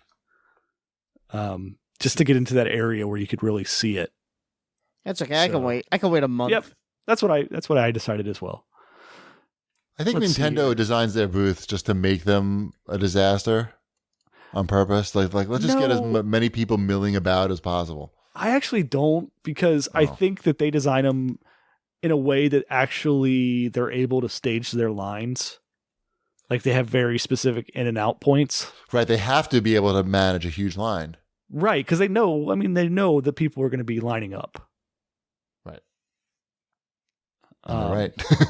They are. Right. Good for them. Let's see here. The Castlevania Symphony of the Night type game, Bloodstained Ritual of the Night. Oh, is out I now. saw a lot of people talking about that on $40. Twitter What? today. Yeah, 40 big ones. they'll send you a copy if you want because their people were online today. Like, you want a code? Just tell us you want a code. We'll send you a code. I'll take a code. Yeah, you should reply. I didn't. No, this is me replying. I'll take a code. Yeah. Is that how it works? I did not ask for one. It's probably too hard for me. I don't know. Yeah, that's what I was thinking. I'm like, I don't want. If I ask for it, they'll send it to me. Then I'll feel like I have to play it. And what if I don't want to? Right. It's tough. It's tough being a video game podcasting pimp. I know, right? I'm at the top of my game. Shit, this pimping ain't easy. Playing these games ain't easy. These free games. Fucking free games. It's Okay, that's tough not life true. out there on the streets. Free games. I did play the new character in Mortal Kombat. Does that fall into the new releases? The one that came out today? Who came out today? Is it Shang Tsung? Okay, that's what they were showing at E3. Yeah, I played his little his tower to get his little storyline, and he's cool. I kicked some people. I did the fatality. I was gonna post the fatality onto Twitter, but I didn't have time. You turned into other people? Yes, you could turn into other people. No, I asked if you did. I did. Good. That's not his fatality, though. I know. His fatality is he strings people up and then pulls their skeleton out from their skin, which stays on the hooks, That's and gross. then the skeleton falls to the ground. It is exceptionally disgusting. Game might be too gross for me. It's a little gross. I went to play it the other day, and I'm like, I don't know. It's too gross. Maybe just play Apex Legends. You know what I've been playing a lot of? Battlefield 5 was added to EA Access. Really? And you've been playing it? Yeah, I've been playing it online. Playing them checkpoints. We should play NHL 19 together. We should play Battlefield 5 together. I bet you Shipwreck could beat me in NHL 19 on this first try. I'm sure he can. That's why we should play Battlefield 5 together. No. Why not? You Is can. that like the old-timey one? Yeah, it's World War II? II. I don't want Yeah. that shit. Why not? You can fly an airplane. No, you can't. I'll crash that shit in 2 seconds. Yeah, it's usually how it works. Yep, I know. You can climb into a tank with me and then drive into a wall. How about that Star Wars Battlefield game? That's good too. I have that. Yeah. All right. What new releases? Are we done? I think so. Did you want to talk at all about the Forza Lego? Oh yeah, I didn't even realize. I missed the Microsoft press conference, so I missed Yeah, a lot. because of remember the news. two of you got the super version of the game. Yep, because I did not, so I don't have it. Well, we're super. So they made a whole version of Forza, well, an add-on for Forza that's a whole Lego world. All the backgrounds, the cars, the people in the world, everything's Lego. It's the Speed Champions. But it's fucking like a whole new game, basically. It plays like Forza, it drives like Forza, but everything's Lego. And I feel like it's good. Like I mean, I played a very short amount, but I feel like this is just a test, and they're going to spin off a whole Forza Lego game. Is it better than Hot Wheels? Because Hot Wheels had the cool track. But Wombat, the whole aesthetic is Lego. So like you know what I'm saying? Like it's the whole world is Lego now. I get it, but so what? People like Lego. I think this is a test to see. That's what I'm trying to figure out. Like with Hot Wheels, it made sense in the sense that it allowed them to do tracks unlike what they could do before. Tracks with big loops and funky stuff, which was really cool. I only just checked it out briefly, so I can't tell you if what the about gameplay it makes has changed. it special other than looking like Legos? That I couldn't tell you yet. That's what I want to know. But I'm telling you that the look is going to be enough to have its own product, I think. Like it makes a pretty compelling case to exist on its own when you just look at it. And I can see them. I would rather have something like Forza Toy Box, where it's got more of the Hot Wheels and the Lego. But that's just me. And I know you build your own house in it out of Legos, but it's really like you're earning Lego bricks by doing challenges. But what does that do? And then you're building a master builder house where you can showcase your cars or something. But I'm not exactly sure of the specifics. But it's pretty cool. All right. Well, I'm not saying that it's worth what they're asking. I don't know. I think it's $20, but it's pretty cool. It's definitely shit. You got to just at least load it up and take a look. No, yeah, I've downloaded it. I just haven't. Yeah. I have not had a chance to play it yet. Yep. Lots of codes came my way during like E3. Shit. Did you get anything good that you were going to pass my way? Subtle. Very subtle. Oh, yeah, no, it's not subtle at all. Yes, here's the code. Here's the code. You. 7. Can you tell me? Just tell me right now. Tell me what you got. A 6. Yep. Fjord. Do you want me to talk about Judgment right now? What's that? Judgment is the latest game from the Yakuza guys. Oh, that's right. You were talking about that. Yes. Yes. That's all you. See, that's not something good to pass my way. I know. It's something good for me to play. Yes. So, yeah, instead of playing as a Yakuza person, now you're playing as a private detective who used to be a lawyer. And it still has like Yakuza stuff in it, obviously. Your assistant is an ex-Yakuza guy. And it's the same type. You guys played some of these games, right? Yep. Nope. Okay. You walk around, you get into fights with people. Yeah, you get into fights with people. There's a lot of like little cute stuff to do, like go to restaurants and like collect stuff and decorate your apartment, that type of stuff. But this one it's got like the detective stuff where you're investigating like crime scenes and stuff. How is that crime scene stuff in the game? Pretty basic so far. I'm still on the first mission, which is all I'm able to talk about currently anyways. But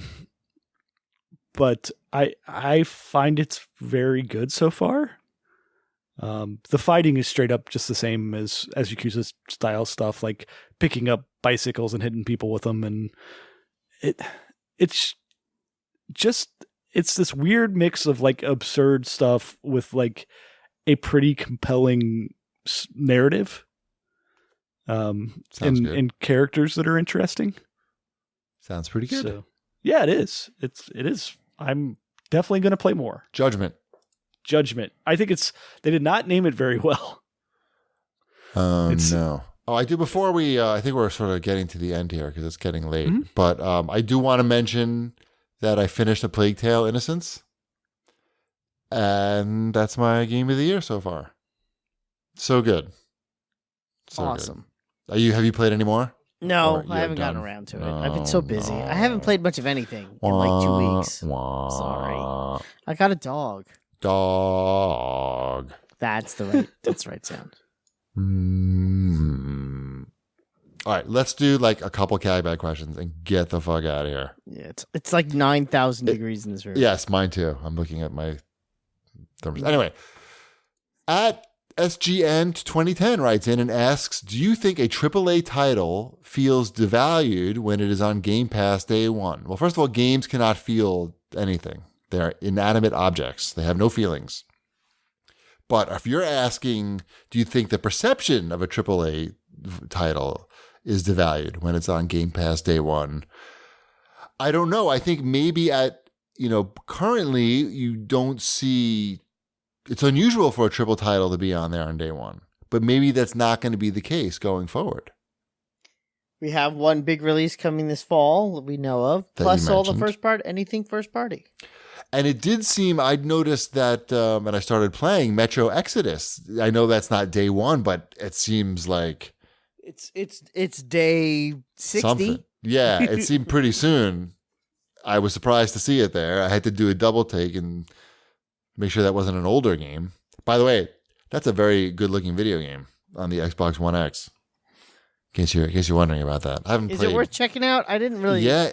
I never loved the first two. Oh, I've finished both of them. So yeah, first two were great. I find them pretty compelling. And I played them. I never got into them. Maybe it's just me. The problem is I'm not a big fan of monsters. Yeah, it's like a spooky stuff, you know? I'm not a fan of first-person shooters where I shoot monsters.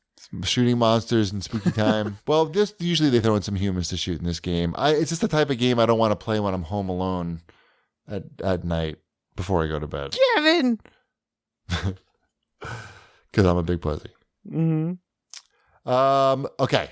Almost done. One more CAGbag question. Oh, two more. Bickle writes in and asks if I was a Kickstarter backer for the movie The Last Arcade. He saw my name in the credits. Yes, I was. You were. It's come up twice now. Yes, I am. It's a cute movie too. You should check it out. We've discussed this at least twice on this show. He also adds, "Excuse me, Wombat. Not everybody has a photographic memory." After watching, when it comes to redundant questions. Right. Thanks. Mm-hmm. After watching, if you would just put some fucking questions on here, then we could avoid these problems. After watching the E3 presentation, this is still Bickle going, by the way. After watching the E3 presentations for Microsoft, Ubisoft, Bethesda, and Squeenix, I can confidently say that the pizza cutter was the best thing to come out of E3 this year. Sounds like somebody's angling for a pizza cutter. Shout me out, Bickle. Hook you up. All right. Speaking of shout outs, let's shout out LI Retro, which is coming up the weekend of August 10th and 11th of this year, Wamba. That's right around the corner. I know. It's exciting. Also, it is now 100% official that the CAGcast panel will be Sunday, 12:30 p.m. to 1:30 p.m. in the theater. And on Saturday, there's going to be like a retro and chill on Saturday night, 7 to 10 p.m. And I think they asked us to go. So we'll probably go. I'm sure we can go. I don't know if Shipwreck, you're going to be able to ditch the family for a couple hours. Is this the same thing we did last time? I think so. You don't have to ditch the family. I don't think you do. All right. Just saying. It's retro and chill, not hookers and blow. That was E3. That the same thing. Yes. So yeah, that's exciting. So go to liretro.com and you can buy tickets. Buy those tickets. We got to put asses in seats, otherwise they're going to stop flying Shipwreck in.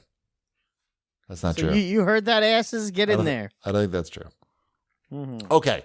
So first of all, after the show, you're going to hear all the stuff we recorded in LA. It'll be very exciting. And you'll be able to hear Thorbon. And I think there's no second of all. Second of all is we'll see you next week. Bread's done. Hey guys, live from Los Angeles, it's the CAGcast with Thorbon and instead of Wombat. Sorry, Wombat. So here we are. It's day 0? 0, I believe, is the name of this day. Yesterday was -1. And today is day 0. So we can talk about the things that we did yesterday, and we did a few things today as well. Yeah. So both Thorbon and Shipwreck attended the Microsoft press conference. I couldn't get on an earlier flight. That would have killed me. But I would like to hear about it. Like, who wants to go first? Thorban does. Well, they purchased Double Fine. That was pretty big news. I missed that. Yep, they purchased Double Fine, which I'm not too surprised about because it's a studio that's in San Francisco, one of like the most expensive places in the world, and recently they've been making indie games and doing Kickstarters and all this, so it made sense. They're probably spending a lot of time trying to figure out how to raise money to make games than actually they want to be making games, you think. So it probably made a lot of sense. Yeah, also like pretty much every single game they make has some different publisher. I think their last one will probably be Rad with Bandai Namco. So, and then they showed their Psychonauts 2, and that's still coming to PS4 and everything, but it'll be an Xbox Game Pass game, which is interesting for the people who backed it. That's one thing I noticed is a lot of these games are games that are on Xbox Game Pass day one that people gave money for to back. Right. How do they feel? Which kind of sucks for them. But right. Well, they get to own it. On a digital code, yeah. But. Well, yeah, but if it's Game Pass, then it goes away when you don't subscribe to it. Yeah, I guess. Yeah, yes, you're right. But yeah, I know what you're saying. You're saying, oh, I'm supporting this indie game by giving them money before this game is even made. But they're also talking to a huge company and making deals that we don't really know about. I can see why. All part of the fun of Kickstarter. I mean, right. That's what you're signing up for. Yeah. You have to be prepared to be disappointed when you back something on Kickstarter. They showed their streaming service, xCloud, or what is it? xCloud. Yeah. That's a good name.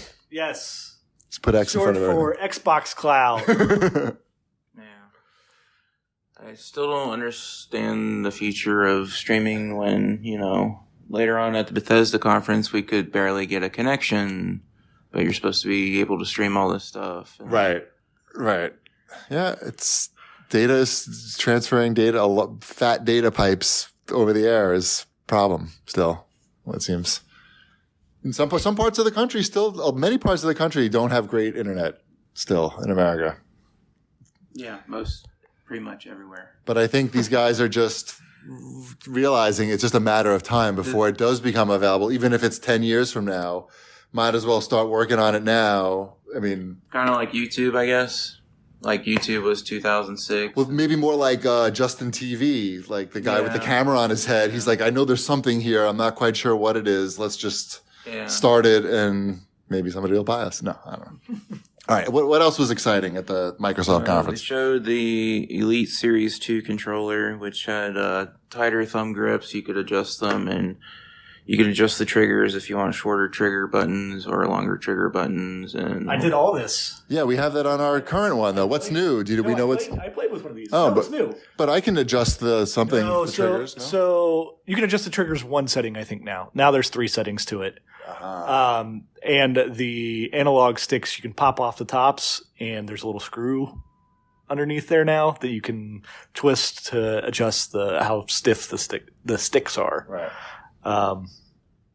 Yeah, it felt very similar to the current one. And it's $30 more?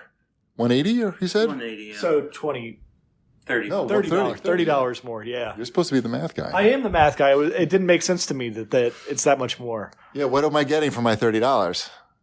Like, what's the new feature? The competition, though, their controllers are usually $200 to $300, though, so... I know, but... I think they also added They must have Bluetooth to this one. They added so Bluetooth. Okay. I couldn't really feel that. Right. So it didn't stick with my memory. But, yeah, it seems like a good controller. I know some people have issues with theirs, the current Elite controllers. Mine seems to be okay. Mine's good, so I feel bad if people have issues with it. I would suggest don't buy the $180 version if you have issues If you're with not it. satisfied with the 150, for sure. They showed Cyberpunk 2077, and Keanu Reeves appeared at the end of the trailer. That was the biggest pop of the entire conference, was seeing Keanu Reeves. Sure. And then smoke and light comes out, and there he is, and that was pretty good pop, I have to say. Okay. That was a really good. Was that like the biggest reaction you've ever seen at a conference like that? No, I'd say the 2016 PS4 one got bigger reactions. Oh, with the trading with games? Hideo Kojima and Resident Evil 2 got a big pop last year, things like that. But this was the first time I've seen a standing ovation. Really? Yes, Okay. This is the first one that I've been in where It was a standing ovation. People love him. I mean, the Beatles coming out was big when that for Beatles Rock Band. It wasn't just Paul? No, it was Paul and Ringo and Yoko. They got all of them came out? Yeah, you wow. were there. I know. I didn't. Yeah. Yeah. I thought it was just Paul in my mind. Okay. No, they were there, and it was a big deal back then. But I definitely don't remember a standing ovation ever happening at any of these. Yeah. He's so beloved. Like all this, and he's in the game. It's not just he was here and Just walked to out say on hi. the stage to say hi. He's in the game. So yeah, he's at the level in his career like Bill Murray and Tom Hanks, where he's built up enough credit where like he doesn't seem like a douchebag, and he rides the subway and things like that. Yeah, I love watching all those videos about him on the internet. Yeah. How he's a regular guy. Yeah. I'm surprised he did a video game. I guess he wanted to do one. I mean, why not? why not? Yeah. Cool. I think the biggest thing Microsoft showed was like last year they bought all those studios and they said they're going to make a commitment to making more exclusive games Because they forgot to do that. because they forgot to make games for their devices. Right. And it was very clear that they were serious about that because the quality and quantity of you can call them exclusives if you want. I know people get upset because they're like, "Oh, we can play them on PC and you can play them on Xbox." Microsoft doesn't care where you play them at, but they look much higher quality than the ones we've been getting here in the past few years. Which, not to say they weren't fun. Like Crackdown 3 is fun, Recore was fun, but when you compare them to what Sony's Not Spider-Man. right? It wasn't Spider-Man. It wasn't Dinosaur Game with the girl. Horizon Zero Dawn. Yes, the game that has the terrible name that I cannot ever remember. Really? Yeah, that's a bad name. Horizon Zero Dawn is a bad name. I remember it only because I played like 80 hours of it, but As long as it's not a Japanese game, I'm fine. I mean, Japanese name, I'm fine. Right. Where it's just like goes to Shushi Shamama or whatever. that's what it actually, you got it right on the first try. What else we have at the Xbox conference? So, I mean, they had A lot of games. a lot of games. They showed it was 60-something games. 34 of them were on Games Pass, which was very clearly what they wanted to pimp out at this one. The Ultimate Game Pass. Yes. Where you get to play PC games and Xbox games and have Xbox Live Gold for $15 a month. And, but yeah, a lot of people were confused, and I was somewhat confused because it showed up in the morning before the actual press conference. There was this deal for 3 months of Ultimate Game Pass for $20. At Best Buy, right? It was listed, I Best think? Buy and Amazon, and people were buying multiples because they're greedy, and it turned out it was just introductory price, and if you enter more than one, Doesn't work. it doesn't work. Right. And then they had the deal With customer service, and a few people said just contact customer service and they'll give you your money back. But but then they had an offer online where you could, for $1, you could get Game Ultimate for whatever you had left remaining on your gold subscription, and everybody was taking advantage of that. I know I'm good to go for a while now. Anything else at Xbox? I mean, there was a lot of good-looking games. Good. I know. Good. They had Gears 5. There were some new modes to that. They didn't show much of the game actually during the press conference, but it definitely was playable at the event I was at this morning. The Ninja Theory game, Bleeding Edge, that looks like something you'll enjoy, GP. Okay. It's got the 4v4. Yeah, 4v4, but Ninja Theory style combat with Overwatch style characters. That was definitely the longest line to play that at the Xbox event. And I mistakenly didn't get in line for that early because it was very short. I could have gotten in line, but I got in line for Doom Eternal because that line was very short as well. But I did not realize the Doom Eternal demo was taking people like 30 to 45 minutes to complete. Awesome. Yes. Ooh. People do not give up when you're playing those demos. I do. I mean, one of the guys. I don't care if you're good or bad at games. It doesn't matter to me. Have fun playing them. But watching somebody play and die like legitimately 15 times over the course of a demo, like in the same like spots. Right. It's just like, all right, maybe you've seen what you need to see here, and right. Pretend there's multiple people waiting behind you to play, and they're all watching you. And it's like if you suck at golf, you're fucking it up for the people who are playing behind you. Let me play through real quick, which literally happened. Like in front of so there was one guy, and again, not to crap on this guy at all, but he was playing it. He was pretty far along, and then the game crashed on him, which is what happens at these events. Nothing new there. It's amazing that they have stable builds and this doesn't happen constantly to begin with. But then instead of being like, okay, that was good. I played enough. He legitimately had been playing for like a half hour at this point. No, started over from the beginning.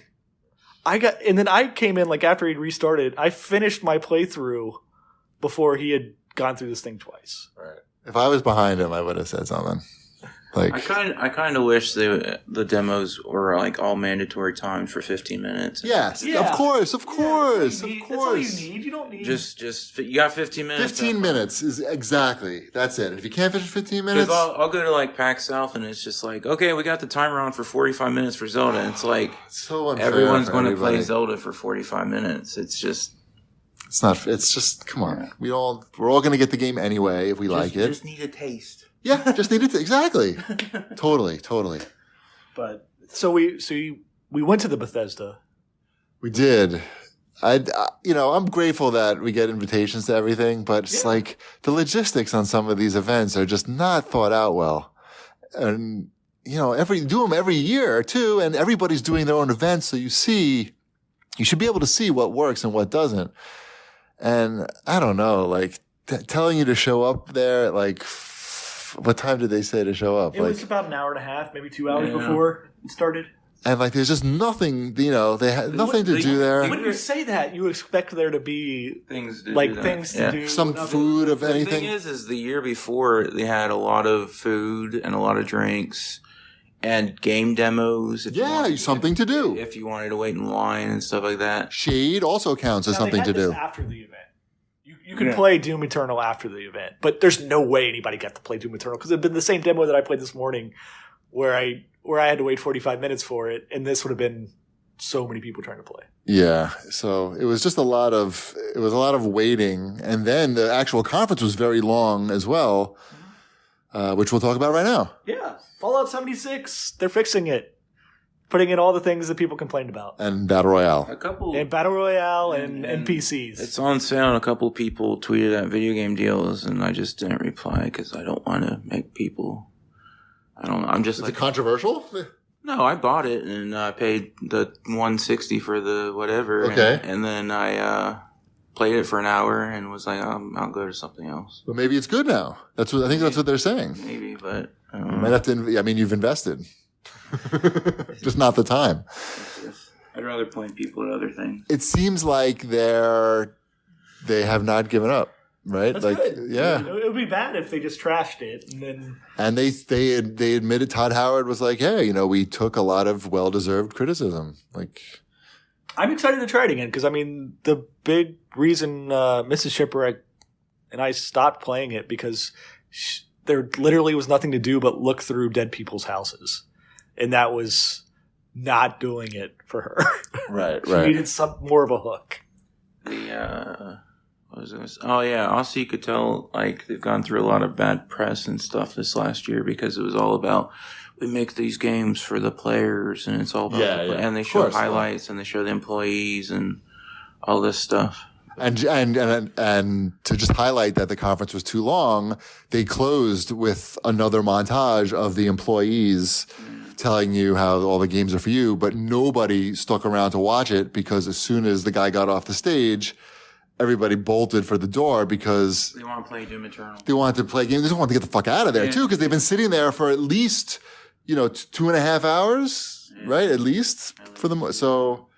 Anyway, at least before the press conference, Shipwreck got to take a photo of himself and with all of us, and it showed up on the screen. that was a highlight for sure. It was on the live stream. Wombat took a picture on his TV. That's so funny. I mean, it gave us something to do because there was literally nothing to do. So back to Doom Eternal, since I did play it and I didn't talk about the game. By the way, this is not bitching. This is constructive criticism for next year, just to make things better for next year. Doom Eternal is very fun. It is very satisfying to go around and have all those overpowered weapons, blow up all those demons. The way that you get around the levels and the movement it's great. It seems like it's ready to go. There's nothing I saw that was like, oh, this should just be a demo for a little bit here. I think Comes out in November, right? Yeah, it's pretty far along. I would say that they have plenty of time to get everything just right with it, but I think Doom Eternal is going to be good. Okay, good. Controversial opinion. Right. Oh yeah, Ghostwire looked good. Yep, Ghostwire Tokyo. Thematically, it was basically Left Behind. Sure. Right? Yeah. I got a text from Mrs. Cheapy saying, "Hey, this Ghostline game looks neat." Yeah. Ghostwire. Wire, line. You say wire. Right. I say line. I can't tell. Couldn't really gather much of what the gameplay was from that, but right. But the Japanese developer was really cute. He got on stage and was dancing around. She's an internet darling. Yep. So. She's the next Keanu Reeves. Anything else that Bethesda? A lot of people. A lot of Elder Scrolls Online talk. A lot of Elder Scrolls Blades talk. A lot of their legacy games where they just keep patching it and adding things and this and that. About a half an hour worth of stuff that didn't need to be mentioned. Elder Scrolls card game. A lot of Elder Scrolls. A lot of Dragon talk. A lot of things like that. A lot of interruptions from the crowd, from people just shouting out and. Those were probably Bethesda employees. Some were, but I think some were like just obnoxious people. Yeah, they had a general. Well, there were people that were like, "Oh, it's Billy, Billy, yeah. Basically, I know someone who works at Bethesda, and she said EA like treats it as like work. So like if you go to E3 like as a vacation or something, it's like getting experience and things like that. So if you show up at the press conference, No, like if you just in general, just if you go to E3 and they treat it like a business trip more than if you decide to go to E3 and do that, Right. So then they give them tickets and then you could tell because people were cheering about like random shit. Right, like a word. Way too excited. A word with nothing, like no meaning whatsoever, would show up on screen and people were cheering for it. And it's just like, all right. Then again, we're not heavily interested in those games for sure and things like that. For sure. I'm lukewarm on dragons.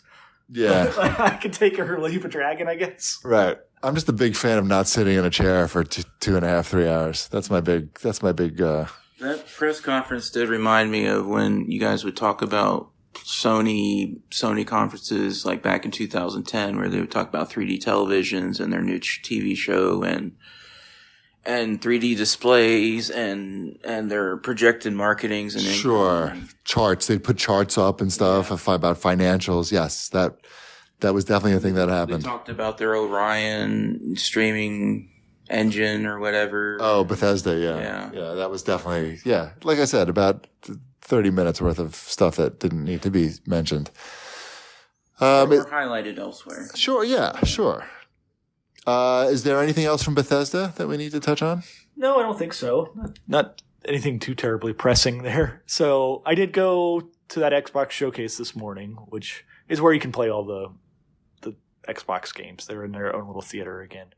I only played two things. I played Doom Eternal for half an hour to play Doom Eternal. And then I played a game called Creature in the Well. Okay. Which is a indie game where it's a combination of action RPG, pinball mechanics. Ooh. You got my interest. Yeah, I see it. Big smile.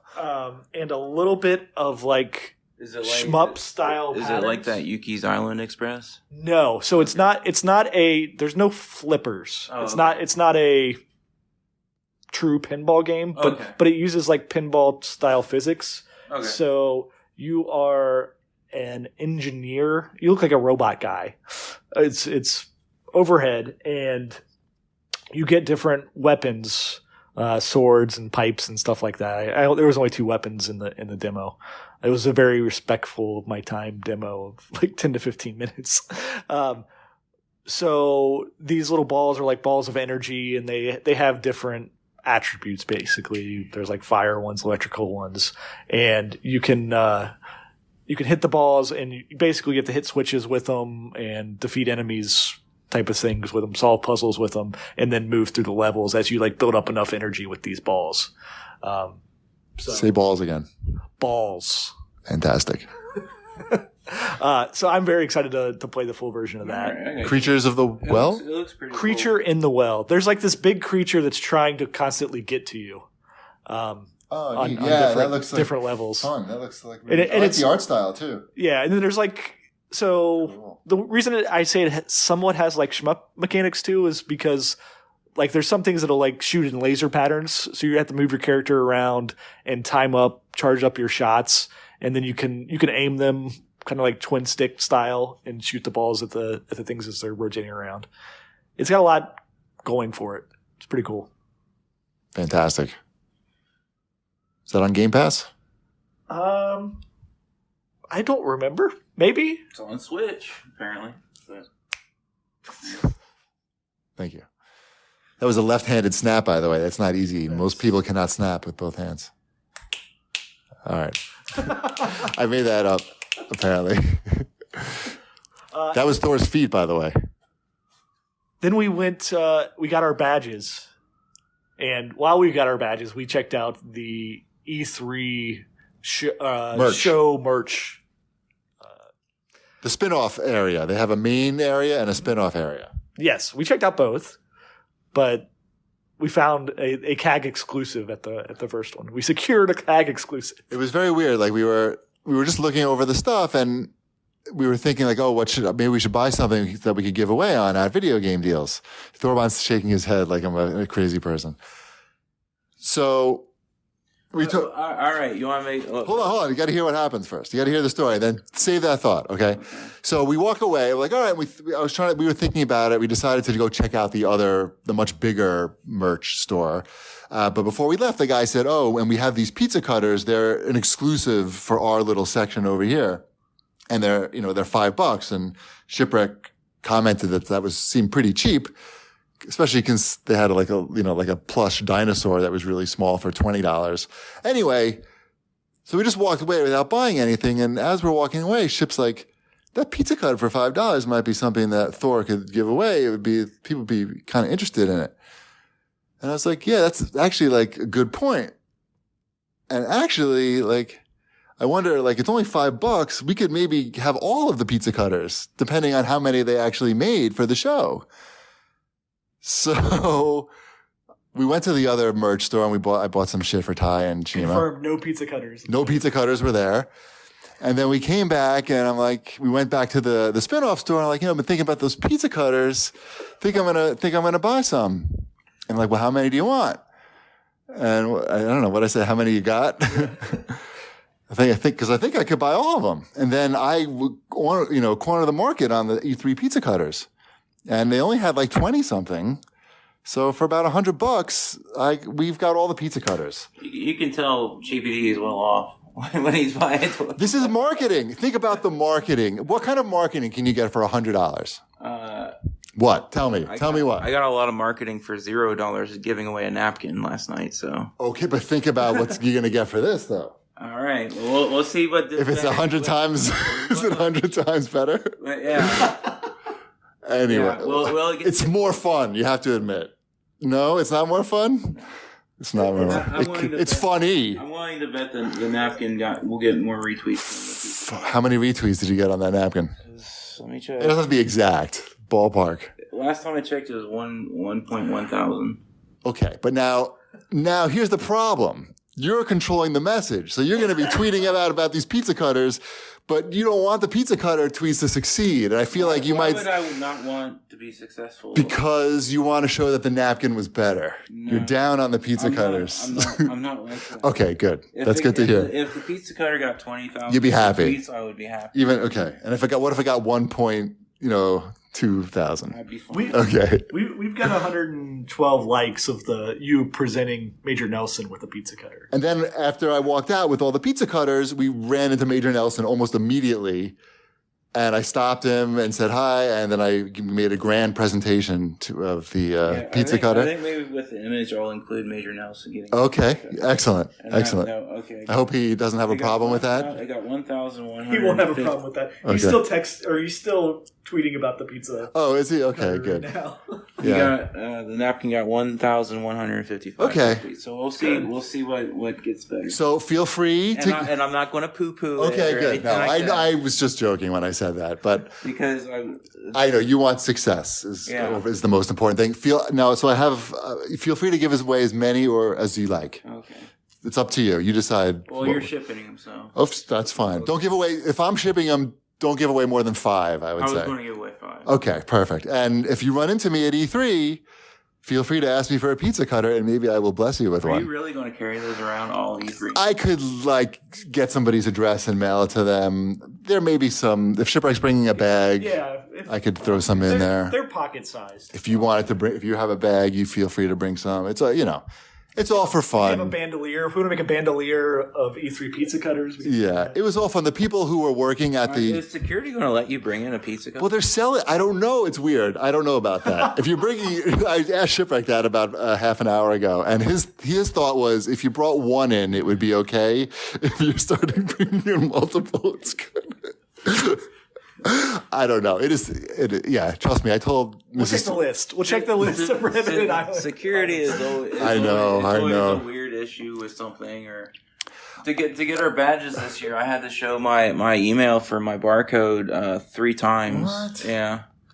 It was like, why are you here? Media badge pickup. Okay, can I see your email? All right, hold on. Here's my email. Okay, they're going to ask you again on the top of the stairs. That's fine. I'm fine with this. I'm perfectly fine with all this. It's good. Got to keep out the riffraffs. Right. People trying to buy pizza cutters. Oh, and then when we came back, the first thing we did is we asked the guy, did anybody buy any pizza cutters? Right. And he said no. So we might have just saved everybody if they'd have been selling these pizza cutters during normal business hours. You mean they would have got kicked out by security? No, I mean people could have been wielding these things on the show floor. Right. We say them. Anyway, the people working the merch booth were really nice. So it was kind of like a whole fun thing that we had. Anyway, that's the pizza cutter experience story. What else? Is that it? No, we had 2 appointments today. We did. We went and checked out Lucid Sound, their latest headsets. Yep. They're good. I liked all of the ones that I tried on. We both use the, what is it, the LS20? Currently, yeah. Yeah. And that one is now far in the rearview mirror for them. Yeah, that's like a dinosaur to them. And don't worry, Thor, I asked them for giveaway stuff. Okay. I traded them 3 pizza cutters for no. I told them about the situation. Yeah, but they have the ones that integrate with Xbox. Directly, You can directly integrate and sign. Proprietary. Yeah, sign to your gamer tag. You can turn your Xbox on and off with them, which is pretty cool. They have that new cooling foam. Yes. That you stick it on your head and you can actually feel that your ears are... Gets colder. Maybe it's just burning your ears with like some sort of like Vicks vapor rub. Right. No, it felt like cooling. Didn't feel like burning. There's definitely a difference. Probably just absorbs the heat from around your head. That too, That's said. what it was. It's a cooling gel that absorbs the heat and dissipates it out the back. They have a nice lineup of controllers and headsets. I mean, and I like the ones that are amplified and have the voice monitoring. Those are pretty cool. Nice collection of stuff. And then we had an appointment with Games. GAEMS. Oh, I got it. You know what that stands for? Chinese company? No. The opposite of that. Chinese manufacturing. I don't know what the opposite of that means, by the way. Right. Chinese manufacturing, but for sure. there. But I forgot what it stands for. gaming and entertainment mobile systems. Could be. Yeah, These are the guys that build the monitors into boxes, portable Like containers, briefcases for your consoles. They're very popular for the military. Guys who are serving in the military, they bring them overseas and play Xbox, basically. That was a very interesting appointment. We met, I guess, like the founder of the company was giving the demo. Was he in the military and made his own thing? Is that what It wasn't, no, but he said he was in the military. But that wasn't the inspiration. Oh, okay. It was somebody asked him to basically build a monitor in a box for some project. It was a guy one of his friends that actually races cars that was using Forza as a tool. Gotcha. So when he was going around and traveling to do that, he wanted to practice in his hotel. So yeah, they have it's probably good for basketball players. That's it. It's exactly it. It's exactly. Guess how many LeBron James owns that he bought himself? One for everybody on the team. No, he owns 40. He said 42 that he bought, and you can customize them and all that. Yeah, that's exactly who buys them. It's people like that are traveling all the time. It seemed. I mean, look, the owner of the company is a real character, and he very passionate. Very passionate. Like it was easy to be inspired by his passion. He seemed like you're really proud of his product, and if you have a problem with it, they're gonna take care of it. It basically sounded like it's like you're not gonna have a problem, but if you do, how pricey are they? Not ridiculously pricey. I think the current one is $299 for the lowest one. I think that's right. And then you get the monitor in it. And the monitor, you just get the monitor and you put your console in. Yeah. So that's the base version. I forget what that one was called. I'm not even. Not the Vanguard. Not the Vanguard. The Vanguard is the top of the line one, right? There was 3 different names. They all to me sounded very similar. Right. There's a lower tier, a middle tier, and then the crazy one, the crazy 24-inch version that they put this super computer in, and it looked like it would be. It weighs 50 pounds. It looked like it would be it's the most portable, non-portable setup that you could buy. Right. It's for pro streamers, basically. Yeah. Like Dr. Disrespect would have this and bring it with him when he comes to E3 or his intern. Yeah. So. They were cool stuff, though. I mean, I don't have a use for it. Correct. But people do. They seem to be doing very well. Yeah. Much like Lucid. We're good. I saw you touch it. I did. Check the quality. I did check the quality. I was checking for manufacturing things and looking at how they tooled them up and everything. Yeah. All right. Well, that's it. There were a bunch of other press conferences today, but. Anything good? We didn't see any. No. It was the Ubisoft one was just. I'm not a huge fan of Ubisoft games because they kind of have multi-tiers and microtransactions and things like that. Yeah. So I get. Not kinda. It's they're set up so that when you push the wrong button, the store comes up. No joke. It's not very fun advertising those games because it's just wait, which version is this? I hear you. Yeah, and there was a PC gaming show one where they showed a bunch of PC games. But yeah.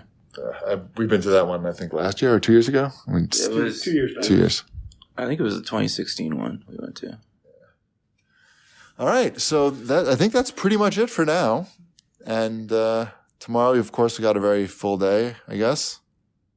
I don't know. Do we have a full day? It's the first day of E3. We've got meetings. I'm sure if it's a Shipwreck's track record, I'm sure you're fully booked.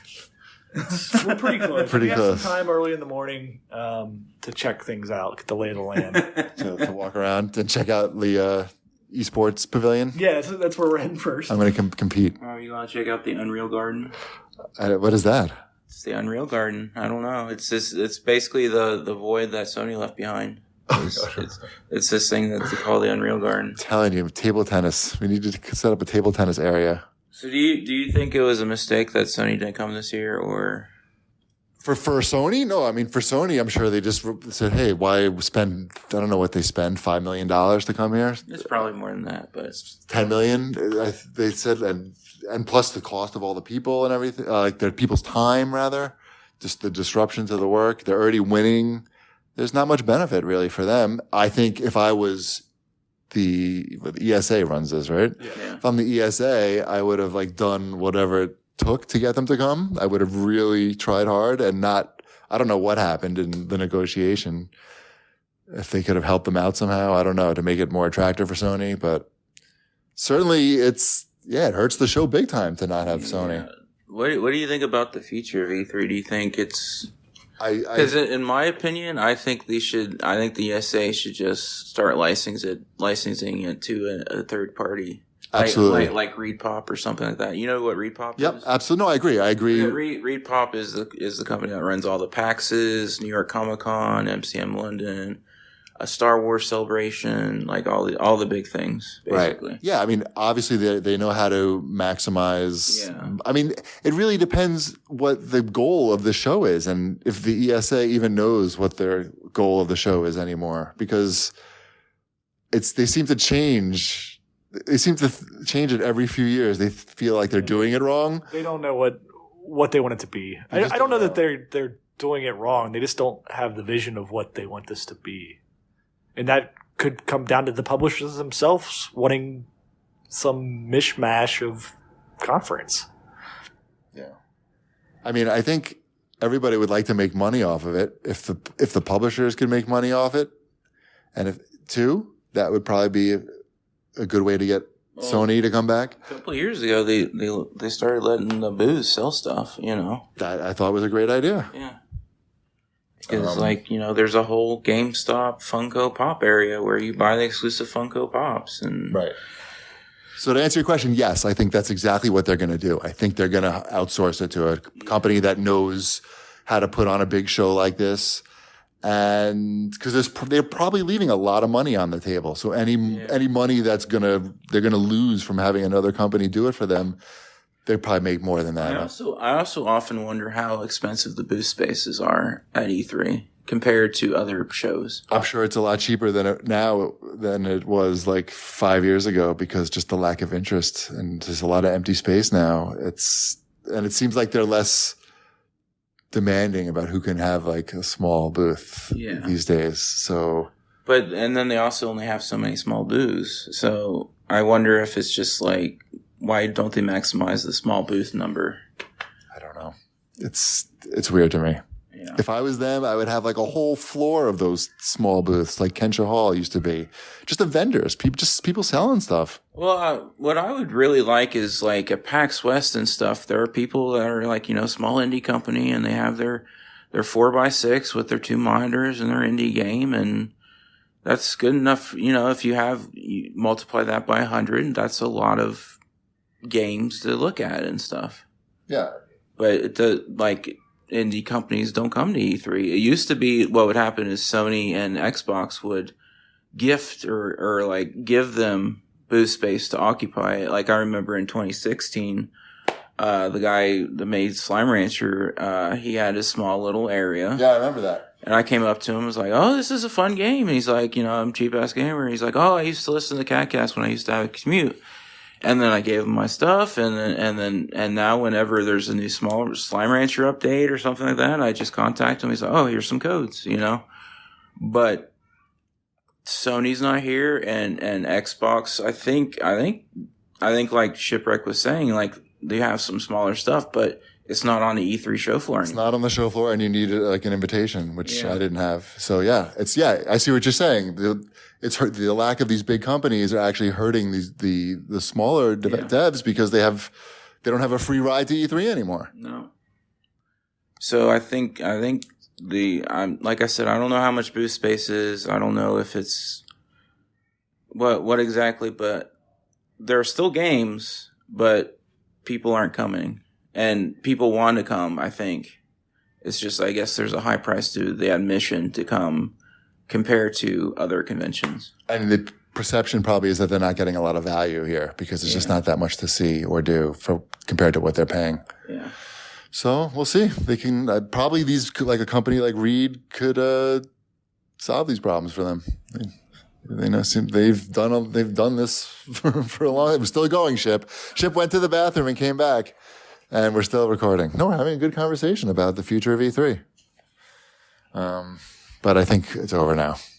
Yeah. So we'll be back tomorrow with more updates and whatnot. See ya. Thanks. Pizza E3 Pizza Cutter.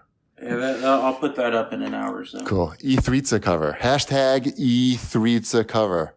You don't like the hashtag? You can come up with your own hashtag. Hashtag E3 would work. Okay. Just fine. That's fine. People check that. You don't think they're typing in E3, the number 3, ZZA cutter?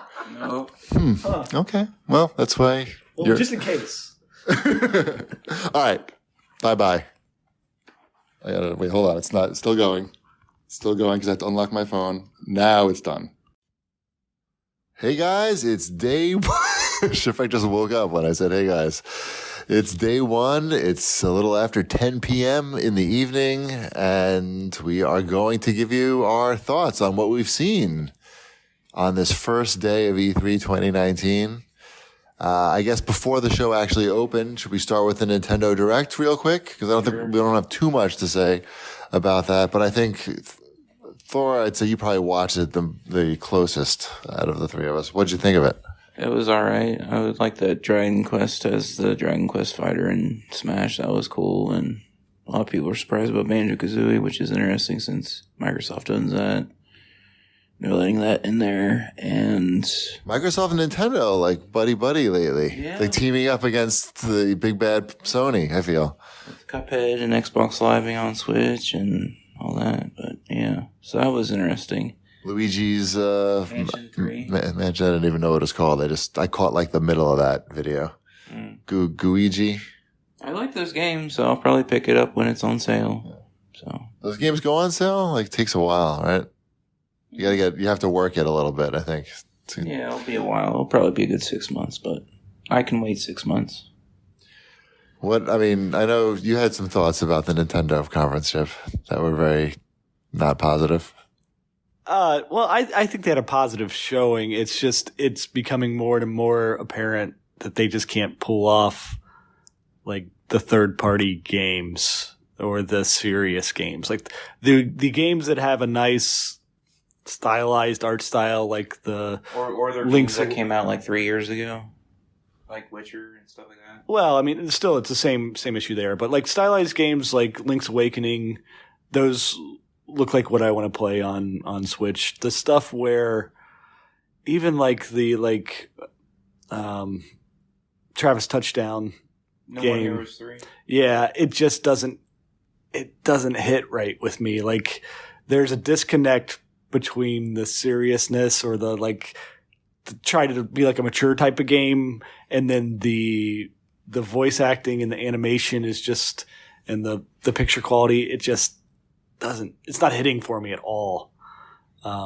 So I think it will continue to be a indie game machine and a Nintendo machine for me. Well, at least it's got the indie game aspect. That's good. No, it does. I mean, they had a very strong showing. It's just a lot of that stuff, it just does not excite me when I look at it. It just looks like it's from 2 generations ago. All right. Let's talk about the stuff that we saw actually on the show floor at E3. Thor, what'd you see? I saw Zombie Army 4. And that was really impressive. It's basically like if they took Call of Duty Zombies Horde mode, you know that? Yep. And they made a story mode out of it. It's kind of what it is. And then also with the people who make the Sniper Elite games and stuff. So when you have a sniper rifle and you shoot a zombie, you see the bones crack and all that. You see the bullet fly? Yeah. You see the bullet fly through there. I like that. A lot of neat upgrades and stuff like electricity and a lot of different zombie types like suicide zombies that just have grenades on them and have sparklers and explode and all sorts of cool stuff. It was pretty fun to play. What was our first appointment today? First thing we saw was Ghost Recon Breakpoint? Point Break? Breakpoint. Right. Could be either. It's Ghost Recon Wildlands 2 is what this game is. Sure. So we got to play it. It was a pretty lengthy demo. But we waited longer on the line than the length of the demo. It was, and the demo was mostly cutscenes. Yeah. Well, you don't really need the cutscenes so much. Like, that's not the strong point Of Ghost Recon? Is that not why people are playing it? But I was happy to see that if you liked Ghost Recon Wildlands and were worried that they were like straying from the formula, like when they first announced it, they were like talking like this was much different. It's Ghost Recon Wildlands. I mean, there was not that many like gameplay features that were new. Like you could slide down a hill, you could use the little thing to cut through, like the laser to cut through the fence. But it was going into compounds and tagging enemies and using your drone and Shooting them. Which I'm very happy with. Yeah, it looked good. Yeah, and it had the same like RPG, like you're finding the gear and everything and upping your skill points. So it did. It looked good. I'm sure we'll spend a lot of time with this game. Sounds good. Yeah. Yeah, and then we briefly checked out Arcade 1-Up's new offerings. They had the new, what are they, the 12-inch ones that you can hang on the wall now? Yeah, the wall mounts. The wall-mounted ones. Are wall mounted? Yeah. I know they have countertop ones. Are they Yeah, the same? It's the same ones. You can either wall mount them or put them on. Oh, they are? Okay. Yeah. Okay. The wall mounting I thought was more interesting because you're going to run out of counter space. At least I am, like quicker than I am just being able to put it on a wall. Right. And I thought they looked nice hanging on a wall. They did. And we saw the new Turtles ones and the new Marvel ones. I kind of wonder what the lifespan of that will be because you can't buy too many of them or else your entire house is going to be filled with them. You know what I mean? Right. How many can you mount on your wall before your house is just an arcade? It's not like an amiibo where it's just this tiny little thing. Right. It's a giant. Well, we have a solution for that problem. That was another appointment that we saw where they're making like the Replicade. Might as well talk about it now. Like Replicade is. I know what Replicade. Right, because you posted a deal. We actually had a whole conversation with the guy. But for the listeners, like it's a. Well, I've given away like 3. Yep, they were happy. Yeah, he knew. He was happy. So for the listeners, they're like, are they 12 inches? Like yeah, they're 12 inches. Like really nicely detailed arcade cabinets, like metal coin doors, and you can playable, obviously. But they're like for somebody like me who grew up in arcades, not literally, but it's pretty amazing that you can just buy these things and put them in your home. So. You could put a lot of those in your house before it becomes an arcade. And they even had you saw the what was that, the USB hub or something? They have a coin change machine. Looks like a coin change machine, like a real old. You can power multiple of these things at once. Yeah, it was really neat. And they had the Street Fighter one that was coming out that comes with a separate USB controller so you can play 2-player. They're teeny tiny. Yeah. Yeah, neat. I like it. Yeah, both companies are making really good products. Like they're fun products for a reasonable price. Then we checked out Borderlands 3. That is, again, a game that you very much know what it is. It's Borderlands. With a 3! It's good. I wanted a 3. That's exactly what I wanted. It doesn't look a lot different than the last one. Like, I mean, the graphical fidelity wise, you know. Well, that's that art style. That's what you get away with. Like, it's hard to tell. Like, does this really look good or? I thought it looked a little bit sharper, but I mean, yeah, it's also they've been upgrading. You know, was the last game you played Handsome Collection on your PS4, or was the last game you played? Okay, the old one. Okay. Because they have so many different ultra textures and this and that for the old ones that maybe it doesn't seem that different when.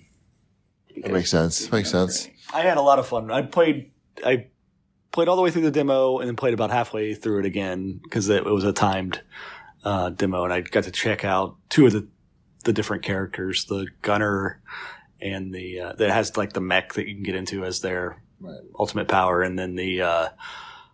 I think I played the other one as a siren, which was they did Siren-y things.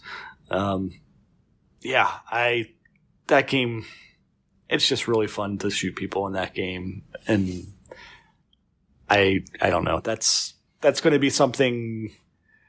When Wombat compares that to Rage, it makes you angry. They're just worlds different in games. It's so different. Right. What else did you check out, Thor? Kill la Kill. It's an anime that's pretty old, but they made a fighting game, and there was no line, so I was like, all right, I'll check it out. If you like that anime series, there's a lot of fan service. Let's just say that if you're playing the fighting game. And there's a interesting hook to it where in the middle of fighting, you play rock, paper, scissors against the other opponent. And there are counterattacks and things like that. It's a 3D fighting game. But yeah, I saw that.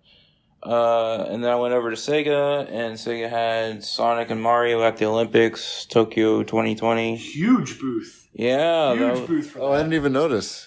You didn't even notice? No, we saw What the... do you mean? You didn't notice people climbing a rock wall? No, I didn't see that, actually. There was a rock wall right in the middle of it. No, Like a red column that they were climbing, and then... I saw the big Pokemon thing, and and then the screens you saw where it was like Peach versus Amy. They were doing I the didn't realize. I didn't even look and- around. Yeah, I only saw the screen. they had like a whole like running track around it and everything. Yeah, it was a big fucking booth. I was like, damn. But I played the surfing game, and I was like, yep, this is Sonic in the Olympics. I would like to go play Judgment now. And, and I played Judgment, and I was surprised by Judgment. I think I'll actually buy that when it goes on sale, because one of the problems I kind of had with the previous games was it was all subtitled. This is by the Yakuza. Yeah, that's the. I heard about it. Yeah. It's the you're a detective, so you're on the opposite side. You're not part of the. You're a. Oh, It's the yin and yang. You're the yang side this time. So you're trying to bust Yakuza? yeah, That's cool. but the thing that I was like, yeah, this is a lot better. Is it was dubbed, and I don't know, whenever I try to play Yakuza Kiwami, or try to play the Dead Souls game or whatever, it just got tiring reading the subtitles. Like when I watch anime, it's fine, but when I was playing the game, and there's so much dialogue in that game. Sure. So I think I'll actually pick that up later on. And then you guys can go, because Nick. Okay. What else? We checked out Wave Break, which is the Tony Hawk style jet ski with animals. Jet ski or boat? It's like a jet ski. It's little boat, if you prefer. I don't know. It felt like I was on a jet ski. Could be a ski-doo. And you were good at it because you're good at Tony Hawk. Yeah, they really nailed the Tony Hawk controls on this, like so much more than the last Tony Hawk game did. Yeah. So I was very pleased with what they have so far with that. I know it's coming out sometime this fall, right? It's fall next year, I thought. They're in alpha stage, right? Yeah. Yeah, it has multiplayer, but I really like the fact that it has just a single player as well, like a campaign mode. Yeah. So they are very much learning and have done their research on what made Tony Hawk games. They said they played every one. Yeah. And it's got a nice... Even Ride? I'm sure every one. Because they did say that they couldn't believe how bad some of them were. But it's got a cool like synthwave soundtrack. Yeah, the soundtrack's good. Yeah. To go with the style. That's sort of synthwave's graphical style. So yeah, pretty cool. Wait, what's it called again? Wave Break. Wave Break. So you got the Ghost Recon Wave Break. It's very 80s neo looking. Yeah. You know, like It's that people like aesthetic. Yeah, people like that, and I am one of them. I'm one of those people. Then we had an appointment with the publisher called Big Ben. If people aren't familiar with them, they're a European publisher. Their big game has been WRC, World Rally Championship.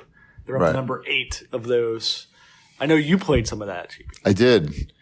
They added a lot of rally stuff, like rally business management to that in a way. Like, you're in an office and all of a sudden, skill trees and dynamic weather and upgraded physics. They've got like historical rally cars in there now, like old Lancias and things like that.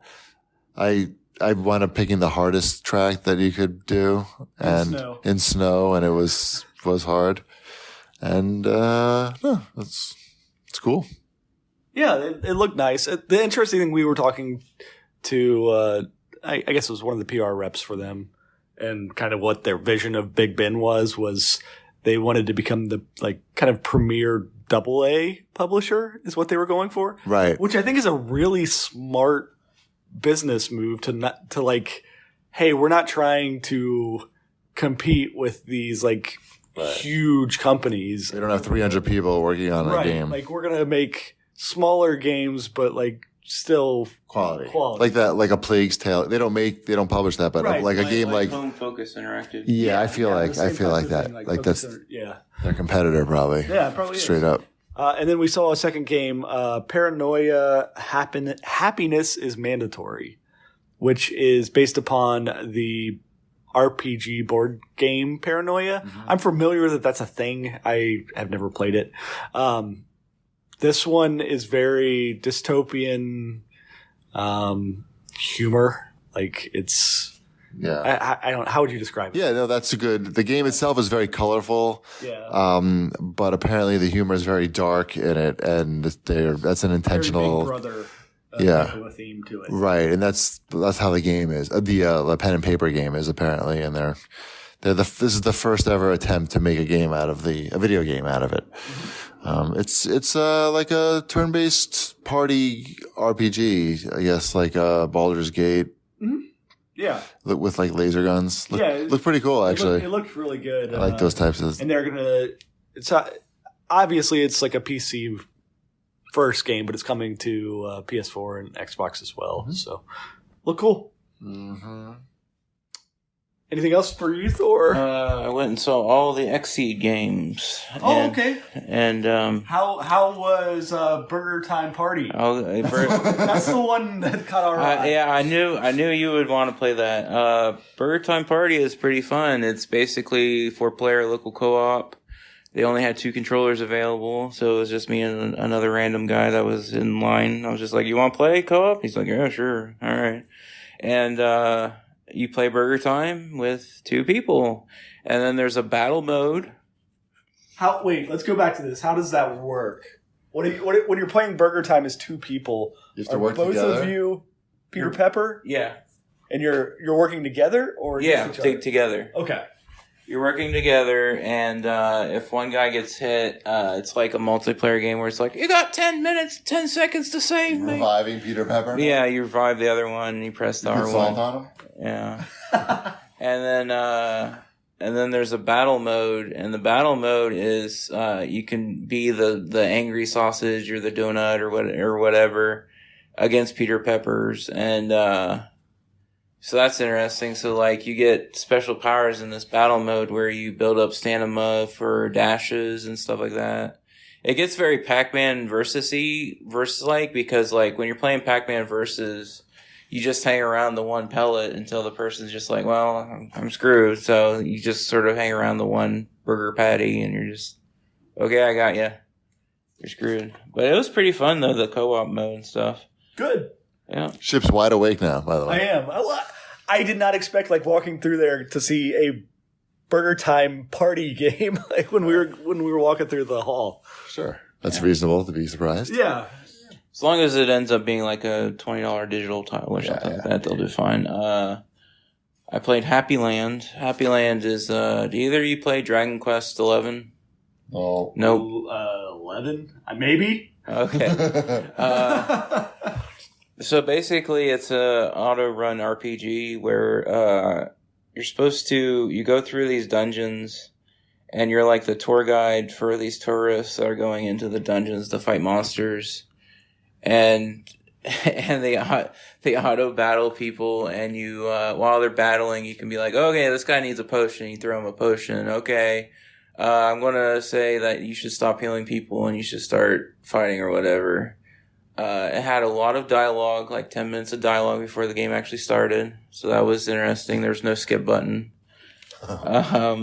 Sometimes games just they didn't make good demos for them at E3. It's hard to make a good demo. This is the actual game that you would get. Yeah. Right? Yeah. And then I played Sakura. This is the third year I played Sakura at E3 at the XE booth. It's coming out this winter finally. Getting better every year, hopefully. Yeah. Well, I was playing this year. I got to play it on the Switch, but the problem I had when I was playing it was the dialogue boxes were very small in handheld mode. So that kind of sucked. I had to really But next year they'll have it. You can play it again and be like, yes. And then Rune Factory 4, it was Rune Factory 4, but, all HDified and on the Switch. Akiba Strip Hellbound and Debriefed.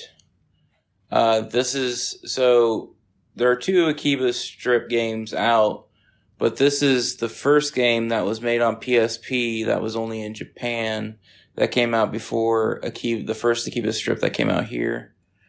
And so what they're doing is they're remaking it for PS4, and it was a very early build, so it didn't look the greatest, but if you like Akiba Strip games. And do I? Oh, yeah. And then Grand Blue Fantasy Versus, it's the same, it's Axis Works. Okay. And it looks... So it's Blaze Blue people? Yeah. So is it a Blaze Blue game? No, it's Grand Blue Fantasy. But it's got blue in it. I know, that's why I was like, did they do something here? Okay. What is this? And it's a fighting game, and it's kind of like it looks very much like the Dragon Ball game they worked on. And it was fun. It's like Street Fighter, and then there's a power button that you can only hit until it recharges. So like you hit R1 and square to throw a bomb, or you hit R1 and triangle to do a special move. There's like each person has 3 special moves. So it's a fighting game. It's just a straight up fighting game. Okay. Straight up fighting game. That's all I saw at Exceed, which was a lot. That is a lot of games for Exceed. That's amazing that they have that much going on for the season. And I had one that I didn't see because it comes out in 3 weeks, and she's like, "I'll just send you a code." Okay. I'm like, okay. We went to Annapurna and saw Wild Hearts. That is a cool game. GPU. That's something that's up your alley, right? I don't know, how'd you describe that? It's like it's not quite a rhythm game, but the music, everything's sort of synced up to the music. The action is synced up to the music. It reminds me of, what was that game that you played as like the Beetle?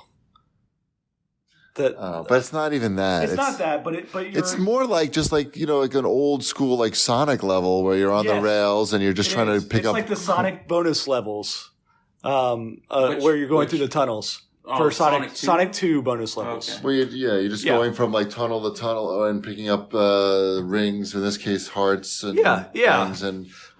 But it's more stylized than that. Like way more stylized. You're like changing what vehicles you're on. Like you start off like on a skateboard, and then you're on motorcycles, and you're jumping off and fighting. You're jumping off and fighting people. But it's all simple. The gameplay is very simple. It's like anybody could, one button press from what was in the demo at least.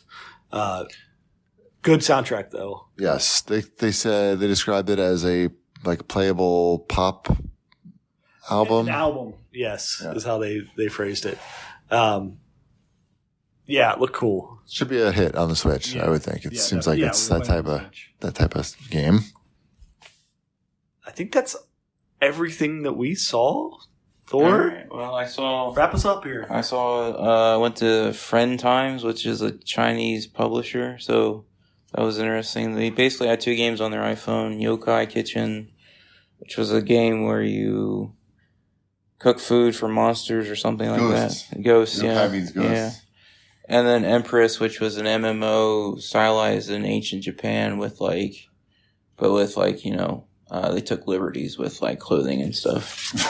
You put more on? Is that what it is? Yeah. More clothing? They put more clothing? Everybody was fully clothed. And then I went and saw Astro Gaming, and they showed me their new $180 headset. And the cool part about their new headset is Xbox has a policy of in order to gain access to their chipset or whatever that connects to the Xbox One, you can't make it compatible with PlayStation 4 or something like that. So the workaround they did was they put the chip in the charging base. So all you have to do now is just buy the $180 headset, and then you buy the 2 charging bases. And as long as the charging base is plugged in somewhere? It syncs. So it charges, and then also all you have to do is plop it down, and it automatically syncs to your Xbox One. And then if you want it on your PS4, you automatically plop it down on the PS4 charger. That makes sense? Yeah. And is it that big of a deal to have it sync to your Xbox, though? Like, is that such a real... I don't know. And then it must be. I guess so. They made this. Yeah. So. Yeah. And then it had detachable ear foamy pad parts. So if it gets too sweaty or old and wrinkly or whatever, you can just order new ones. Mm-hmm. And it had... we saw that at Lucid. Yeah, they had something like that. Yeah. And it has a thing where you can just put your iPhone in there. So if you just want to listen to music, or if you want to talk to someone while you're playing a game or something, you can just plug it in that way. And a lot of other neat bells and whistles. And then the guy was the head of influencer relationship. So Cheap Ass Gamer will be getting a lot of shit in the future. I already have a $200 controller in my room, so that will be a giveaway. Wow. Fancy.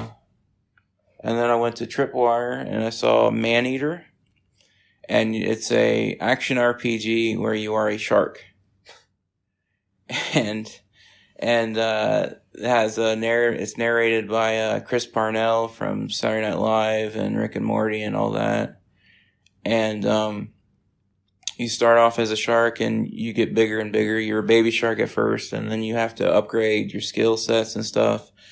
And there are certain paths you can take. So if you want to become a mutated shark with a stone head so you can ram boats easier, or you can become an electric shark, or you can change the skin of your shark. And it's really cool. Like, you can flip out of the water and just like eat people, or you can do tricks while you're eating people. And it looked pretty fun. You can go up on the beach, and when people are partying, just like eat the crap out of them, but then you get back in the water real quick. It's kind of like Deep Blue Sea, the video game, where it's just kind of pretty ridiculous, and they know it's ridiculous. Oh, cool. And then I saw Aspire 1, which is a VR game.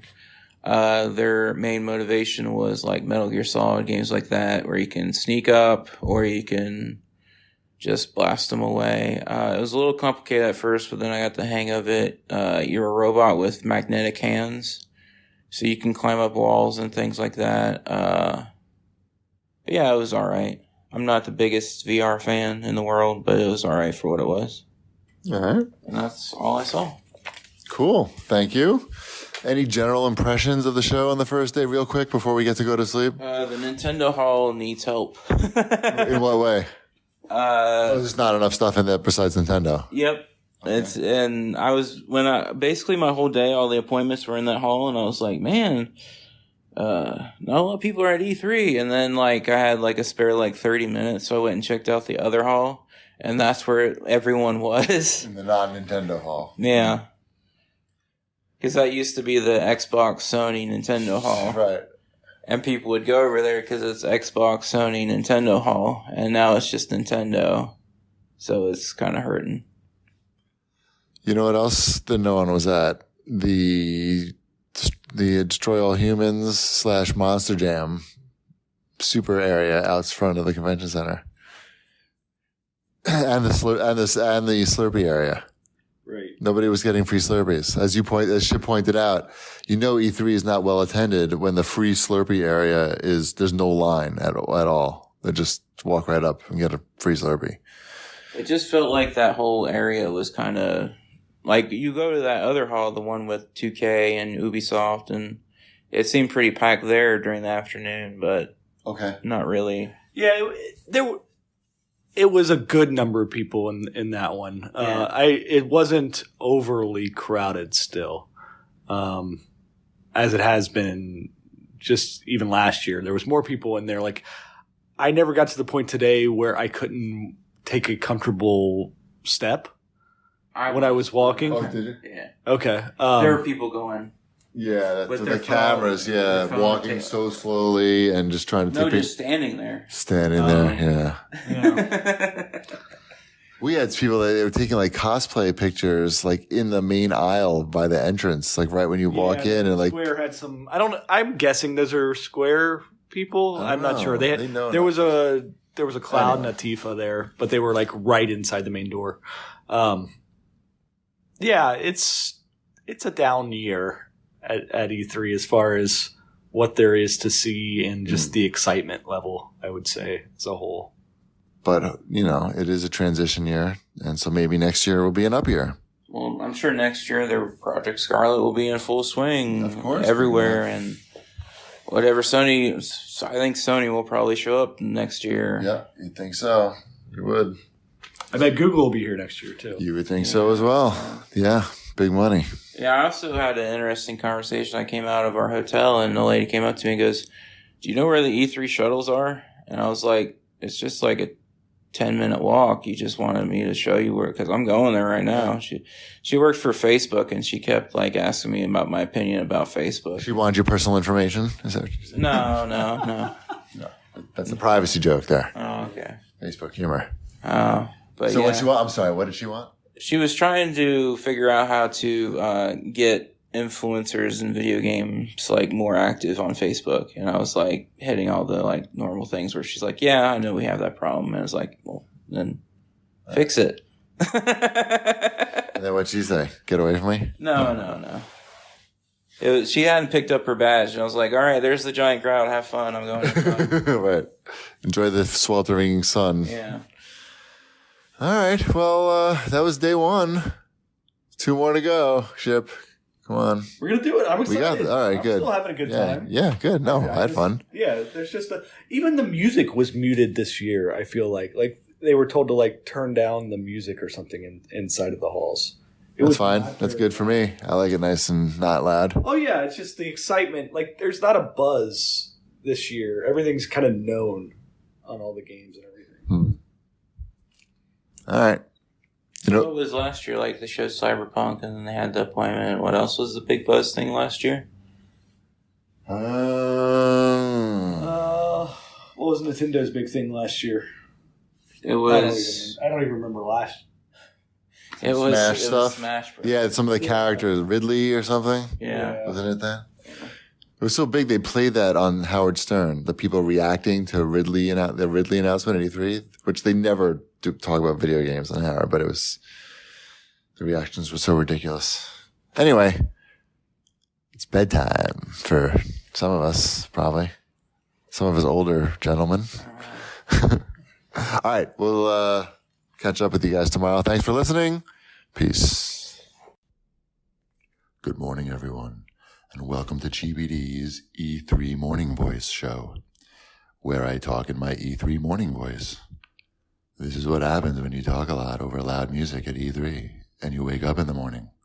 Your voice can sound like this. Anyway, I'm going downstairs to meet the boys now for breakfast, so I'll talk to you later.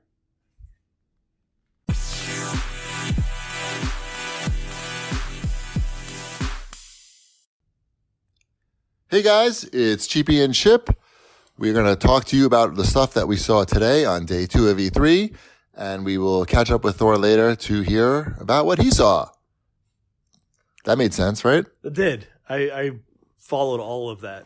I used the words. Yeah. Yes, some of you guys complained that the audio sounded too distant when the 3 of us were recording, so we'll see if this helps. So, Chip, what did we see? We started off the day at the Philips Hue meeting room. We wandered into there before our meetings because you like Philips Hue. I own a lot of Philips Hue products, and we got there early, and the Philips Hue people saw us sort of milling about outside their door, and they invited us in, and we got to see their new lamps. And I'm all familiar. I'm pretty much familiar with, and I'm also familiar with Philips Hue's products.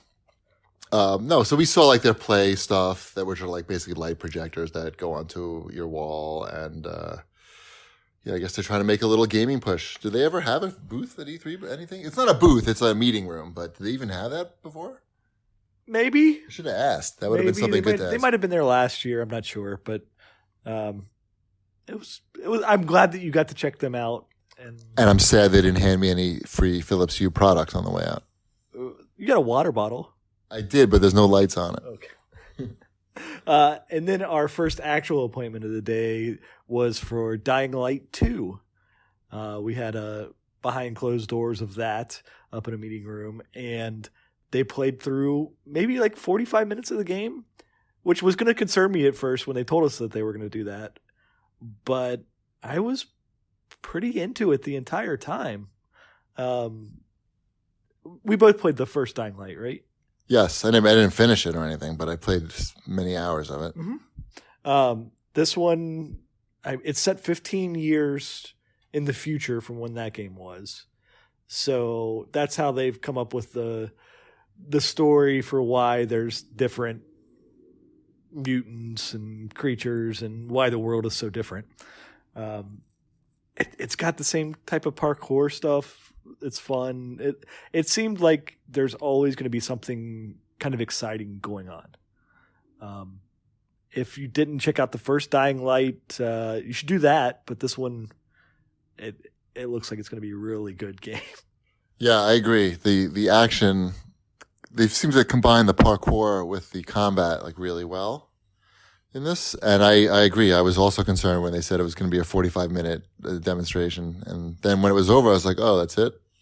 So, I'm looking forward to Dying Light 2. And then we went and checked out Tropico 6. I know I've played maybe 3 of the Tropico games. Cheapy, you have not really played any of them, I don't think, before. This one, it's out on PC. They're still doing like fixes and stuff for it, but it's coming to consoles. So they showed us the console version of it, and it's got the same type of humor. They've changed up the campaign to where it's more mission based now. It's kind of like El Presidente is reliving his memories of things that happened in the past. So it's not all chronological anymore, which allows them to be a little bit more flexible with how the story campaign is set up, I would say. You're not just kind of like locked in and going through a career, which I thought was a smart move. They also added a lot of things that make it so you're not hitting dead ends on your kind of your island structure. You have multiple islands now that you can connect with bridges, and you can tunnel through mountains, and you can go and steal like the Statue of Liberty and bring it to your island. It looks like it's going to be a lot of fun. Yeah, and it was visually appealing as well, I will add. Mm-hmm. And then we checked out a little bit of Commandos 2 Remastered, which I remember as a game from 20 years ago, basically. Yep.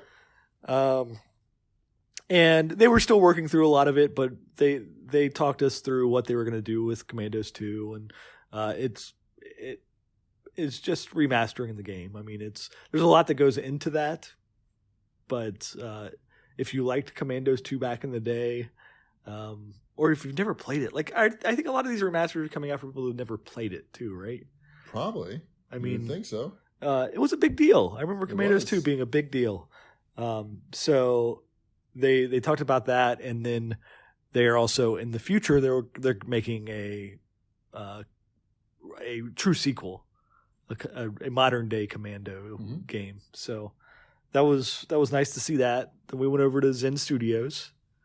We saw a little bit of their pinball stuff, but we've talked about that a lot on the CAGcast, so I think everybody knows what that is. Although they did show their large pinball machine that's going to be going into like Dave and Buster's and places like that, which was very cool. Very, very cool. It's gigantic. It's got the screens all over on the side of it and everything, and it's like super tall. And it's kind of cool that I think they're going to sell a lot of these to places like that. And it's cool that these are places that don't have any pinball and would never have any pinball otherwise, because just the cost of maintaining them, space they take up, do people really even care about pinball that much? So it's nice that it's keeping the pinball dream alive in places where it wouldn't otherwise be, basically. And then we checked out Castle Storm 2 there, which we both played At least some of the original Castle Storm I know. I'm slightly familiar. Okay.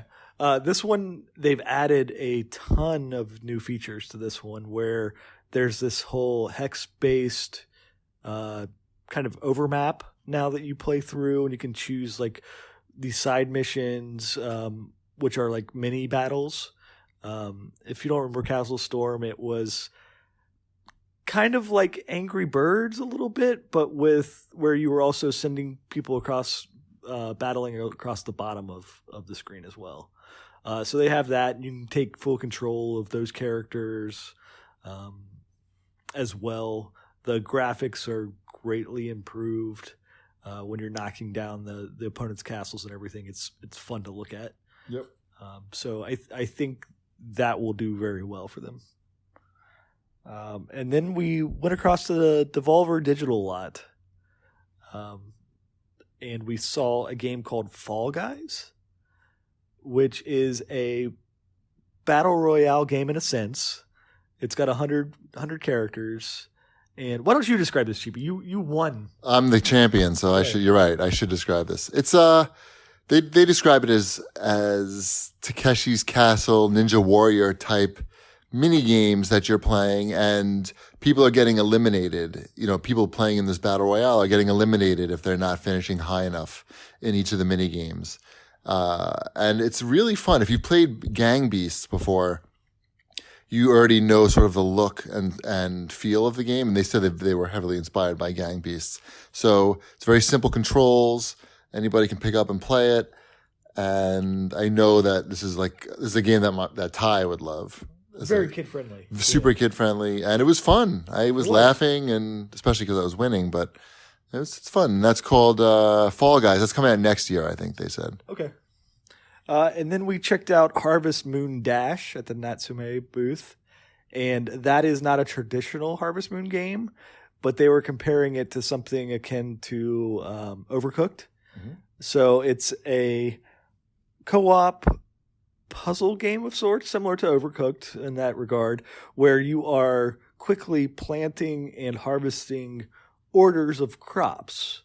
And at the same time, there are Harvest Moon animals that you have to also do. Like there's the Harvest Moon cows that you have to bring them hay so that they can produce the milk, and that's an order. And then there's also like wild animals that will run across the screen, and you have to like move your stuff out of the way so that they don't run over your crops. And it was very hectic, but I had a fun time with it. I can see playing that with my wife or kids. Mm-hmm. I was interested that they just are trying something new with that license, because that art style of the Harvest Moon games, it's very fun to look at. Sure. So them trying to figure out other things other than making the same Harvest Moon game over and over again, I'm sure that's what they're trying to use that IP and those characters for. Speaking of IP and characters, then we went and we saw Marvel Avengers. Right. The guy kept calling it Marvel's Avengers, but clearly the logo says Marvel Avengers. The guy doing the presentation should be fired immediately. The power went off in the middle of it.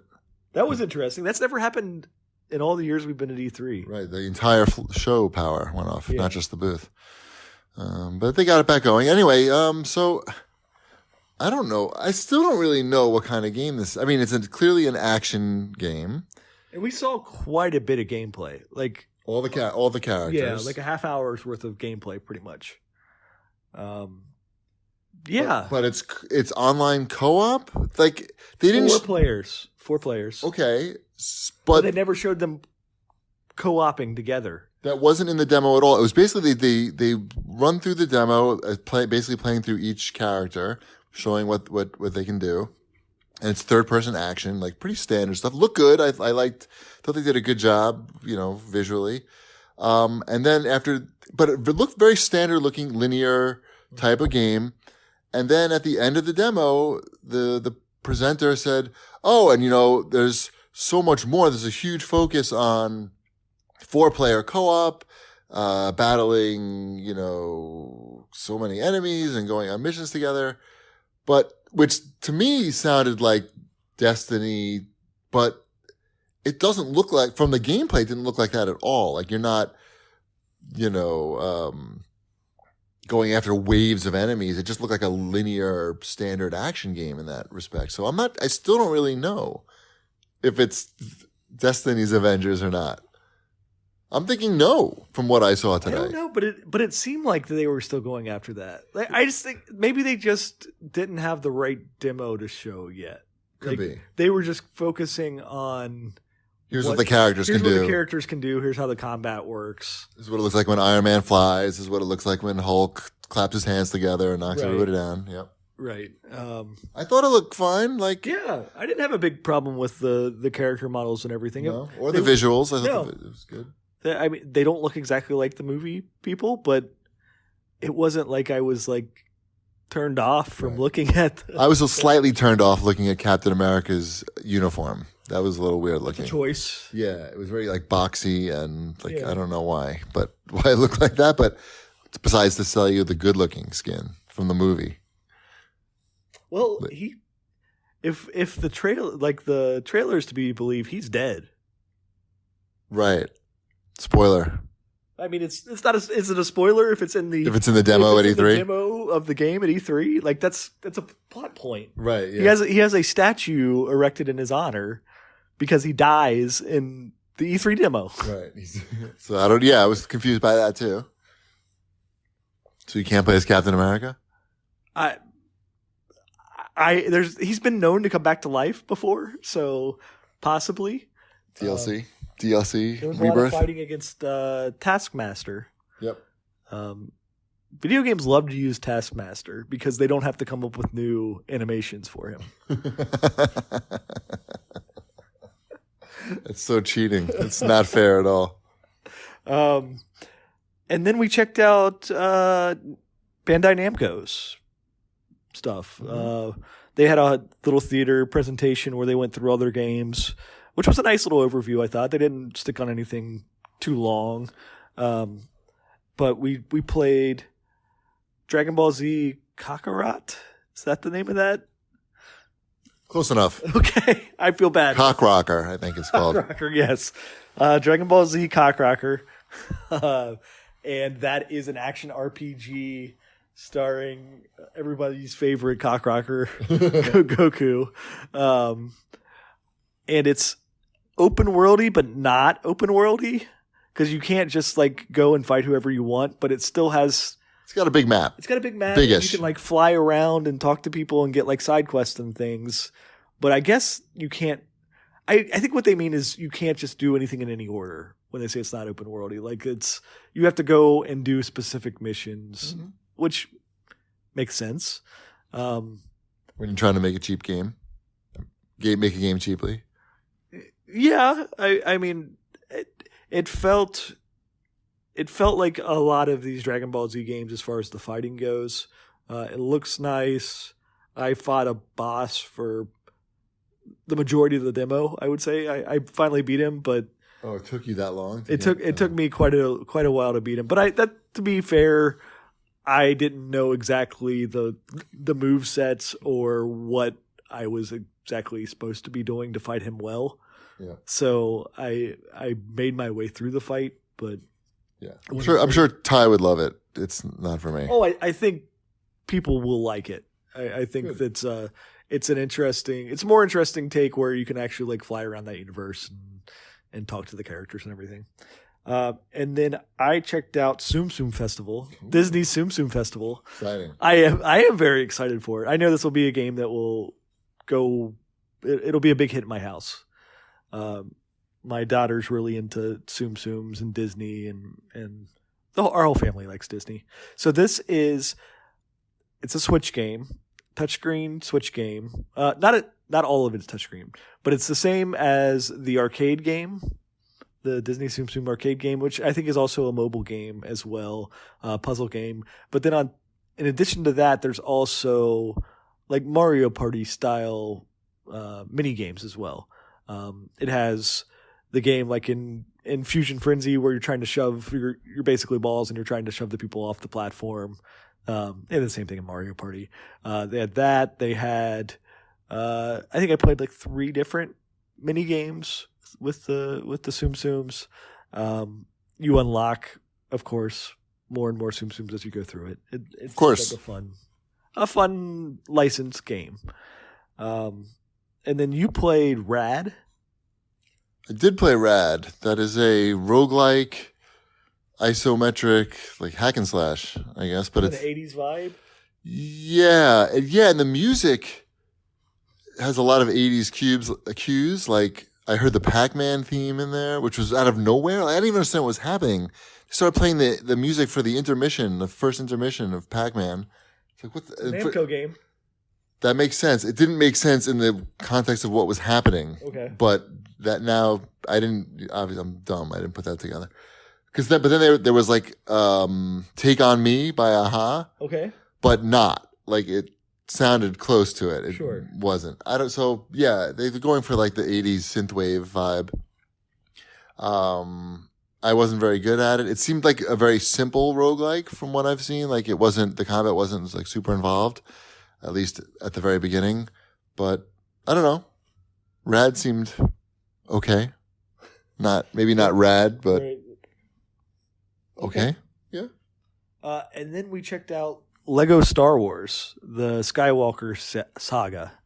And that is looking really good. Like, this is not the old games remastered. This is a completely new game that goes through all of the main 9 Star Wars films.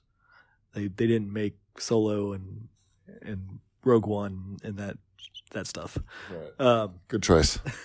The graphics themselves look really good. Like the backgrounds and everything, it looks like you're playing like an actual, like if you were to put like actual people Star Wars in there, not just Lego Star Wars, it looks good enough for like if you were playing just a regular Star Wars game. For sure. But they also changed the camera angle to make it so you're more directly behind your character and not that 3/4 overview. Mm-hmm. So it gets you, it seems like your views expanded a lot more then, so you can see the environment a lot better. Mm-hmm. And it's a more traditional look view. Yeah. And then they've updated the combat and everything now too. So like there's like headshots and there's like combos that you're doing as you're fighting. It's not just all like mashing one button. It had space combat. You're flying around the Millennium Falcon in space, doing dogfights. It looks really good. Mm-hmm. I mean, is that something you're interested in, GP? It is. Yeah, I know. It did look really. I was impressed with how it looked, and it looked. I'll grab that probably. Yeah, I think Wombat will be very happy with that. Even though it's too much Star Wars in general, but it's the good Star Wars. It's right? the good Star Wars. And you can start at anywhere in the saga. Like you can start at episode 4. Right, it's good. It's good. And then the last game we checked out was John Wick Hex. Mm-hmm. You played a little bit more of that than I did. Yeah, I mean, I had only seen like the trailer before, and I was worried that it looked overly complicated from the trailer, but it's not at all. It was very simple to pick it up and figure out what was going on. I can tell that as you play it, the situations will get more complex, and you'll really have to plan out your strategies. But certainly, like the basic concepts of the game are not too confusing. It's all based on the amount of time that your actions take. So you have to, and you can see like what your opponents are doing, what the enemies are doing. Like a super hot type of thing to it too, like where you select moves and you can see how long it's going to take you to do that move. And then as soon as you say like go, then everything plays out in real time. Right. But you know what's going to happen ahead of time using this little readout they have. Which was cool. It seemed like an original concept. I mean, I'm not super familiar with this genre, but it seemed cool, and it fits in with the John Wick universe. I liked that it was so. It's obviously has hex in the name, and it's hex based, but it doesn't have like you're not looking at a screen full of hexagons. No, like it shows you just the individual points that you can interact with, which I think makes it a lot less decluttered and it makes it friendlier, I would say, than having those hexes everywhere. So yeah, it looks like it's going to be fun. Yep. Is that it? I think that's all the games we saw. Sounds right. Reasonable? I don't know. Sounds like a full day. Yeah. All right. Cool. We're gonna see more games now. A lot of indie games. But yeah, I think that's pretty much it for day 2. We'll try to catch up with Thor later and see what he saw today. And you'll get one more of these tomorrow, probably, for day 3. Thanks for listening. Bye. Right. Hey, I know I said that Thorbond was coming up after this, but we lied, and it's going to be a little too late to record with him. So we'll catch up with him in the next episode, which you'll hear tomorrow. Or the day after, depending on when you're listening to this. Or a week after, maybe. Who knows? You'll be surprised. Good night.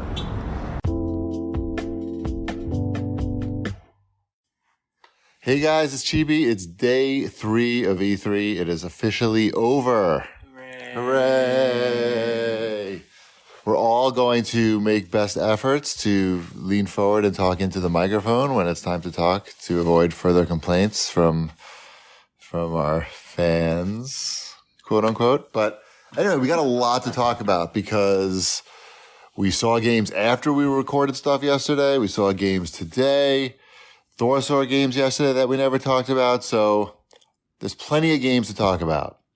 So I think first we should talk about the Indie Mix. No, it's called the Mix event, which is a big collection of indie games that is an event they have at every E3, and every year it gets bigger and bigger. Every year I say it gets bigger and bigger. Mm-hmm. And this year they moved to an office building. A different office building, right? The other one was an apartment building, maybe. I'm not sure. Yeah, this is like a real office building. This legitimate. is like a legit office building, like a full floor of an office building. So there's like amazing amount of indie games, and Ship had a pretty insightful comment about the whole situation, about the quality, just about what my comment was. You were talking about the quality. There was just a lot of good-looking games. Oh yeah, like it's we've gotten to the point with indie games where the tools to make them must have improved so much recently, because now every one of them looks like a legitimate game. There's not things that are like totally rough anymore. Abstract. It used to be like there'd be some really cool looking ones and some really like rough, abstract looking ones, really artsy looking ones that didn't resemble sort of the games of today. Mm-hmm. But so the first one we checked out was in the Microsoft press conference. It was called Spiritfarers. And that one is fantastic. The art, like the animation to it, is super fluid. It's all hand drawn. You are this girl who is helping these animals with their last dying wishes before that they go on to the after world. And it's like you're building your parts up to your boat, and then you're getting off your boat and going into different towns and everything. And I know you played some of it. I played some of it. It's really good. Did you check it out, Thor, at all? No. It didn't catch your eye when you walked by it? No. Basically, if someone was playing a game, I just kept walking. Right. Okay. And there's so many games. You can't Exactly. So I just tried to look and see maybe so in the future I could place the name with the game just by taking a look. So I stumbled upon a game where no one was standing at called Quantum League, and that was an interesting game. It's like a multiplayer game that you play. That's one player against another one player. Basically, you go in and you have 15 seconds to go to a point and defend it. And you shoot the other player, or you get shot by the other player, and then time rewinds to that 15 seconds, and then that 15 seconds is replayed again. So now there are 2 people on the field. And then, so there are 2 people on the field, and then you can shoot the replay of what's going on or not, or the current active player, and then a replay goes back in time 15 seconds. I think I heard somebody playing that game. I heard it next to me being explained because it sounds familiar. Yeah, so it was an interesting game. What was that called? Quantum League. Quantum League. All right. Currently in beta. If you want to get a beta code, look up Quantum League, basically. Pretty cool. What else did we check out at the Mix? We checked out Ari and the Secret of Seasons. Another extremely polished game that is basically like a Zelda type game. But it also has platforming involved. But it has dungeons, it has monsters. It had some interesting mechanics, like where you were. So it's all based upon the Four Seasons. You get different powers and everything for that, and you could make like ice ledges that you could jump on to reach the higher places and everything. And then there were other areas where you could make summer bubbles, where that would make it so you could walk on the ground and stuff like that. I thought it was extremely well done. Like these guys, they're just putting out like polished products now. So it's good times. The golden age of indie games. Mm-hmm. Ooh, it is. Yeah. And I'm sure Switch is driving a lot of that as well. They seem to be doing well on the Switch, and right. They seem to want to be on the Switch. And they seem to be. The Switch seems very capable of handling the graphics that those games have. Yeah. You check out any other games at the Mix that catch your attention? No, not so much. No. Did we? We checked out Aqua Lungers really quickly. That was the one where it was 4 players and you're all just diving to the bottom of the ocean. I'm right next to this thing. It's you have to swallow this phone. No. Put it right in my mouth. My arm's not that long. It's pretty long, actually. It'll be all right. But you dive into the water and you try to go get the treasures at the bottom and bring them up. And then there's like a big octopus or something chasing you around. And other players. You're just trying to get the most gold back to your chest. We had fun with it. There's not a whole lot. Yeah, there's not a whole lot to the game. Anything else at the Mix? No, a lot of the stuff was already at Indiecade or at XC booth or on the show floor somewhere. Oh, sorry, I didn't have the mic anywhere near you. Nobody heard. I think people heard. People heard it. Yeah, it was on the show floor already. Sure. And some of it we saw last year too. Takes a while to get these games going. All right, is that it for the Mix? That's everything we saw. There's so many games. We just walked in, and I told the guy who runs it, his name is Dan, and I told him on the way out that it's too many games. Please, less games next year. Thank you. And then I handed him a pizza cutter for his grand efforts, and he was very excited about it. Yeah, how many pizza cutters are left? 10. Only Still? 10. Oh, well, we couldn't bring them into the show floor because of security. We lost 3 trying to bring them into security. Yeah. Yeah. So we're down 3, but I have to only 10. And I will. They just made them more rare. Exactly. They're more valuable now. They're more in demand. Just toss them in the garbage? You didn't hand them to anybody? At security? Yeah. No, I couldn't because everybody was going in. Who am I going to hand it to? You know, so it was.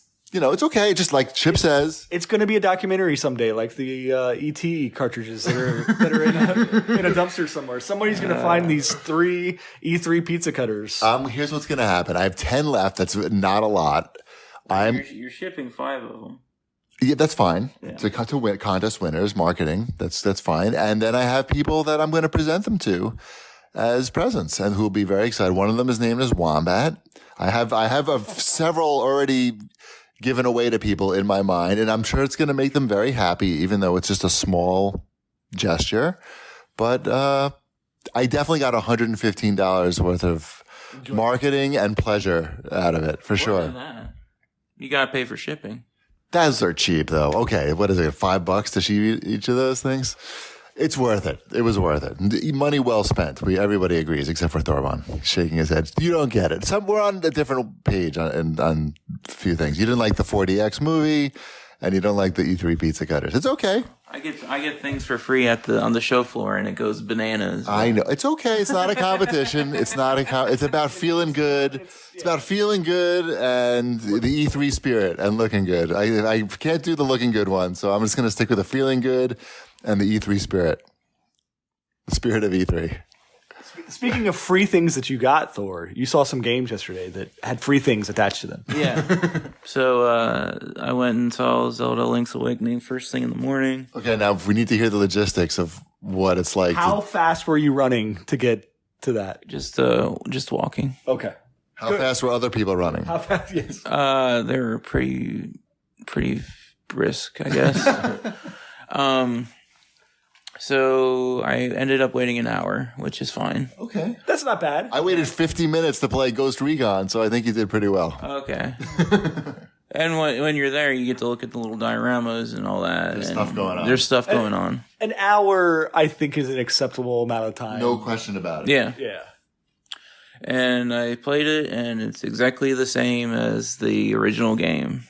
To the point where I was playing it, and the lady's like, "Oh, you've played this before," and I was like, Shit. "I was like, yeah, 20 years ago, huh? Because it's just, you go to the beach and get your sword, and then you go into the forest, and you find the witch, and then you go get the toadstool, and then come back to the witch. Don't spoil the game for her. Oh, I'm sorry. For the woman. I'm saying. And I got to the point where I basically beat the demo, and the lady's like, you can't really go that much further in the game, but if you just want to run around until your 15 minutes are up. I'm like, no, I'm good. I'm done. Is there a keychain anywhere here? And I've heard about a keychain. Yeah. I heard about a keychain, and she's like, oh, and she reached in her pouch, gave me my keychain, and I got out of there. She should have given you 2 for leaving the demo early. To be honest, you're doing a service. Yeah. Thank you for your service. Yeah.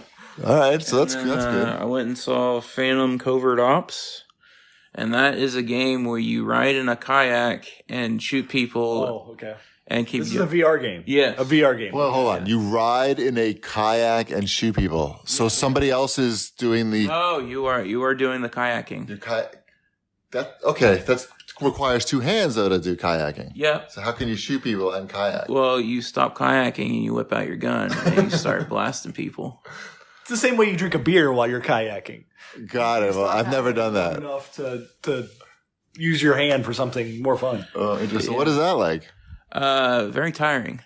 Because kayaking is tiring. Yeah. For sure. Absolutely. So if you want, like there's a guy we know called Job, and he does a lot. Oh, he does that. He does VR. Yeah, of course. So if you want to lose some calories, get this game. You're telling Job to get this game, or Job is promoting this game? Anyone that wants to exercise while in VR. Yeah, our buddy Job lost a lot of weight doing VR, playing VR games, basically. Yeah.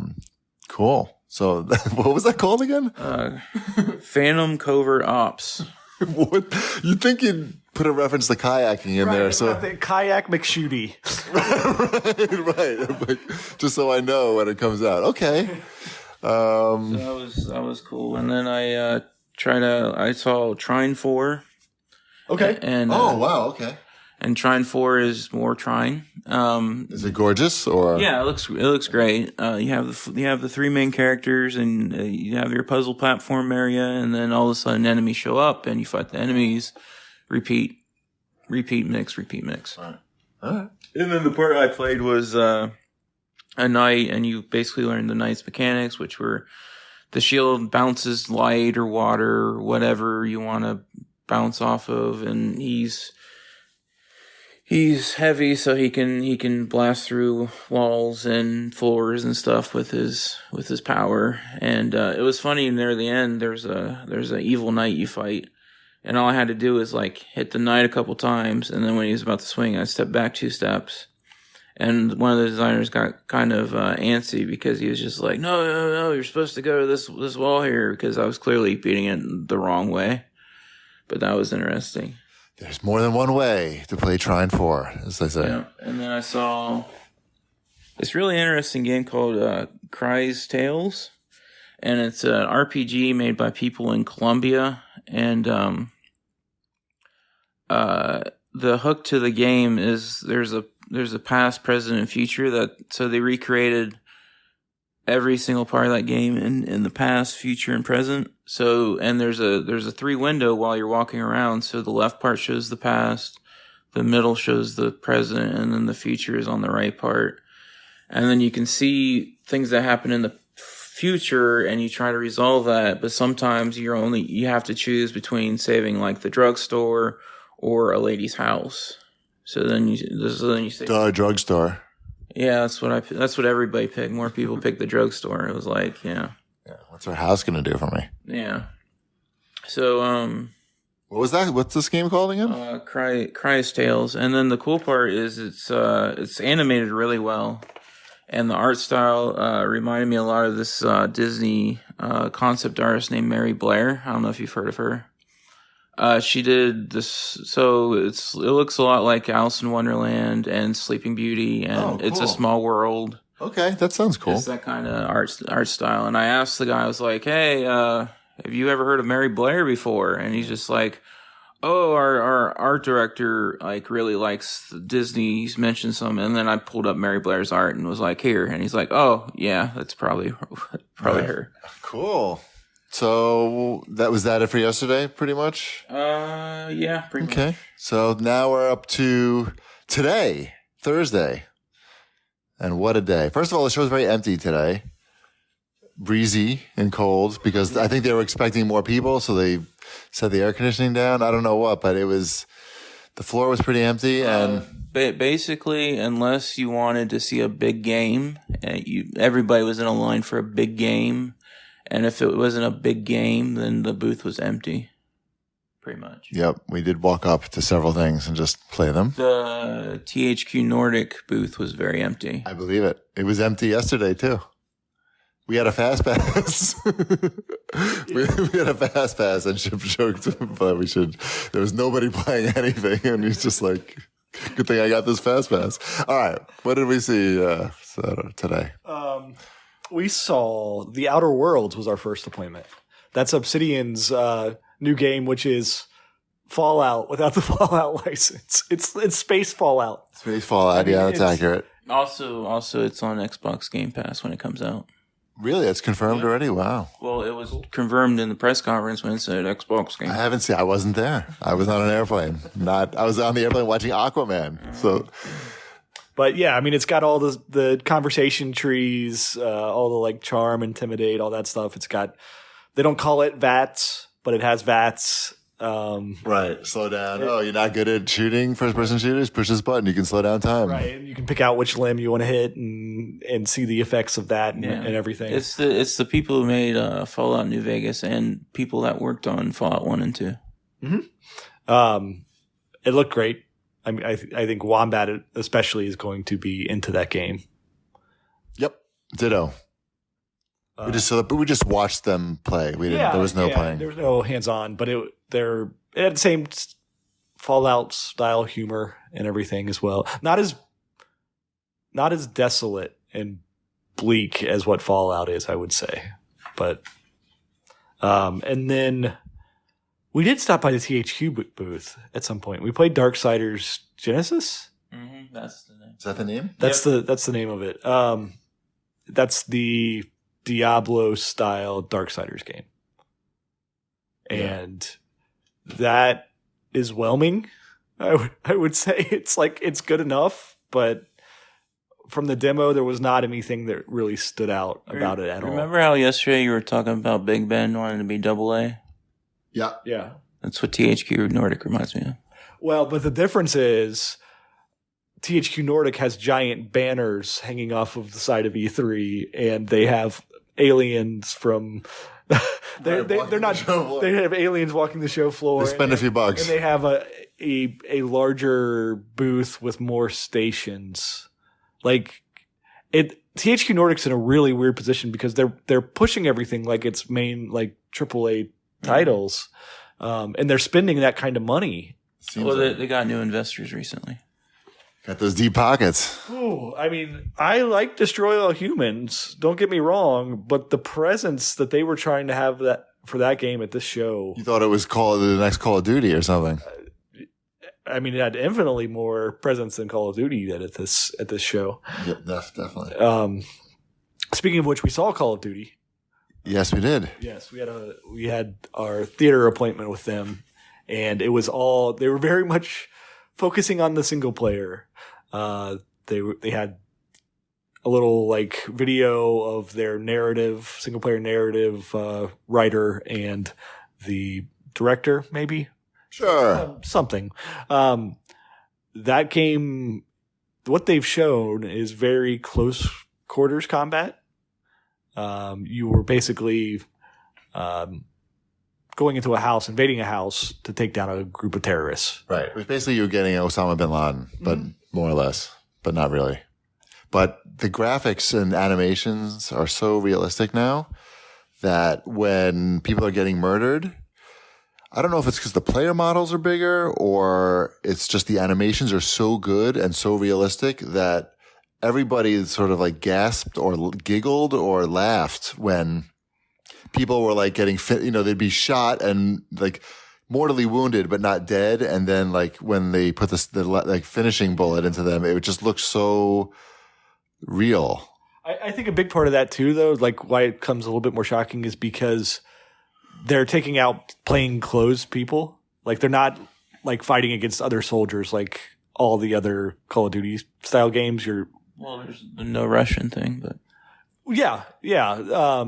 That one's a little bit different because you were actually just killing civilians in that one. This is terrorists, but they're like at their house. Yeah, it's like imagine like a SWAT invasion with like the guys lined up and you're going in real slow and it's all night vision. It was really I thought it was really impressive, and it was a very quick demo, like 15 minutes. They just like showed this part of the game and said thanks for coming. And we got to see Stuttering Craig. He sat with us and watched it. All right, what else we got? We saw some of Desperados 3. That was the Western tactical game. Yeah, I missed the first two existing. So did I. I don't know what it was. It looked kind of interesting. Like if you're it did. playing a isometric RPG, action RPG, is that what you call that? Like I think old school style. Yeah, you're basically controlling two characters that you. I think you get a bigger party. Had even. different, yeah, but what they showed us, they had two characters that had different abilities basically, and you had to be sneaking around and shooting people, old Westy style. Yep. Desperados 3. It's a prequel. Yep, you can jump right in. Yep. I asked.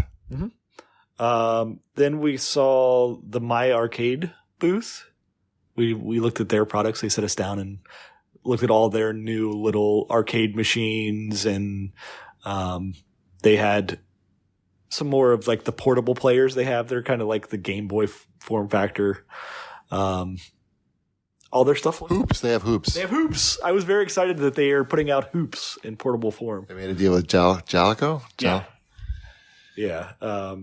So all their stuff looked good. They had what was the name of their Nintendo and Famicom portable player? I forgot, but It's the My Arcade version. It looks like a pad that you can, like an iPad that you could fit cartridges in. You actually put NES games in the top or Famicom games in the bottom.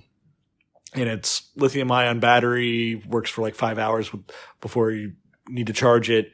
It also has HDMI out, so you can connect it to TV.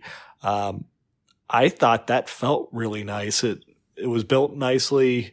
I know that there's things like Superboy that are out on the market already. But I like the form factor of this one a little bit better. Cool. Yeah. Thor, you see any other games today? I saw Luigi's Mansion 3. Oh, how long do you have to wait for that? This is in the name of science. 40 minutes. That's completely reasonable. Yep, beginning of the day, just walked up there, waited 40 minutes, and it was pretty good. The booth was in blacklight, so you went in there, and everything else was all ghosty and mosty. But the demo, you played the first floor. It's in a hotel this time, and the ghost had the button to the first floor, so maybe you're on the ground level. But and it was a Camelot King type ghost, and it showed you how to use Luigi, and Luigi has melee attacks now. So like when you're grabbing the ghost, you smash A, and he whips the ghost around and slams them on the ground. And you can use their necks, and you can use that to slam ghosts into other ghosts that aren't currently being sucked by your vacuum.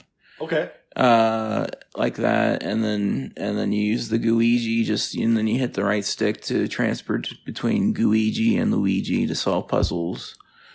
And then I got to the knight. Oh, and also there's this he can shoot suction cups now with ropes attached to them. So like if a ghost has a shield, you shoot the suction cup, and then you suck the suction cup with your vacuum to suck up the shield. Or if there's a wall that seems crumbly, then you shoot the wall with the suction cup to reveal a secret. Things like that. And then the boss fight was you hit him with a strobe, and then he's shocked, and then you hit his shield with the suction cup, his armor with the suction cup, and it reveals him, and you smash and bash him and all that stuff. So it sounds smashy, bashy, ghosty. Yeah. Sounds all right. I think they'll do okay with that one. Yeah, they'll do pretty good, especially with Luigi. Because I don't know if you ever check YouTube, but those slime videos get a lot of views, and children love slime these days. Oh, okay. That's what you were saying. Is this coming out this year? Yeah, end of this year. So they have something coming out this year. Good. Yeah, Pokemon too. Great. Perfect. 1-2 punch. And Link's Awakening. There you go. What was your favorite Nintendo game that you played at the show? Luigi's Mansion. I only played the two. Is Luigi's Mansion is better than, because I've already played Link's Awakening. Gotcha. That doesn't count. Well, there you go. All right. Fair enough. I also checked out that booth with the other Switch titles, because nobody was in there, and there's a reason why. Because it was like, we have Resident Evil 5, and we have Elder Scrolls Blades, and we have Dead by Daylight. But they had Marvel, right?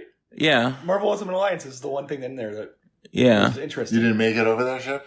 No, because there was always a line when I was there. It would have had to have been first thing in the morning. There was somewhat of a line, but yeah. Got it.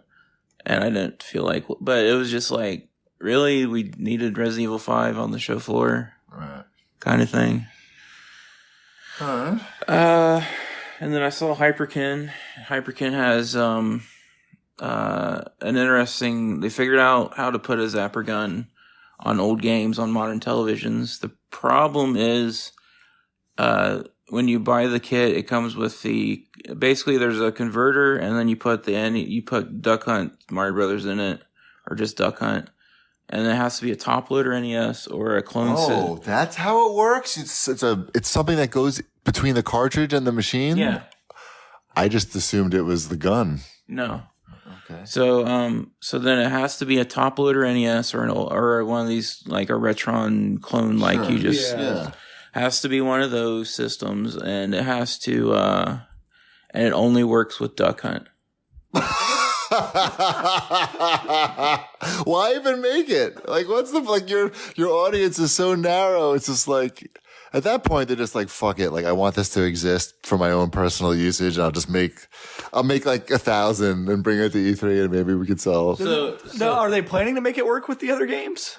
So I asked that, and they said, so they will come out with a Hogan's Alley converter, and what? Or they might just come out with a new version that just like, okay, we got to figure it out, and you buy the new version. But right now it's $25. You get the zapper, you get the converter thing for $25, and you play Duck Hunt. Awesome. And just Duck Hunt. Right. That is the weirdest thing I've heard about it this E3. Maybe out of all the things, the weird things from this E3, that's right up there. They showed and then they had their HDMI cables, which are great, and a lot of people are interested, including me, because they're coming out with a game. They've just released their GameCube, SNES, N64 HDMI cable, so that's really convenient. It's only $30, yeah, compared to other GameCube adapters out there. Sure.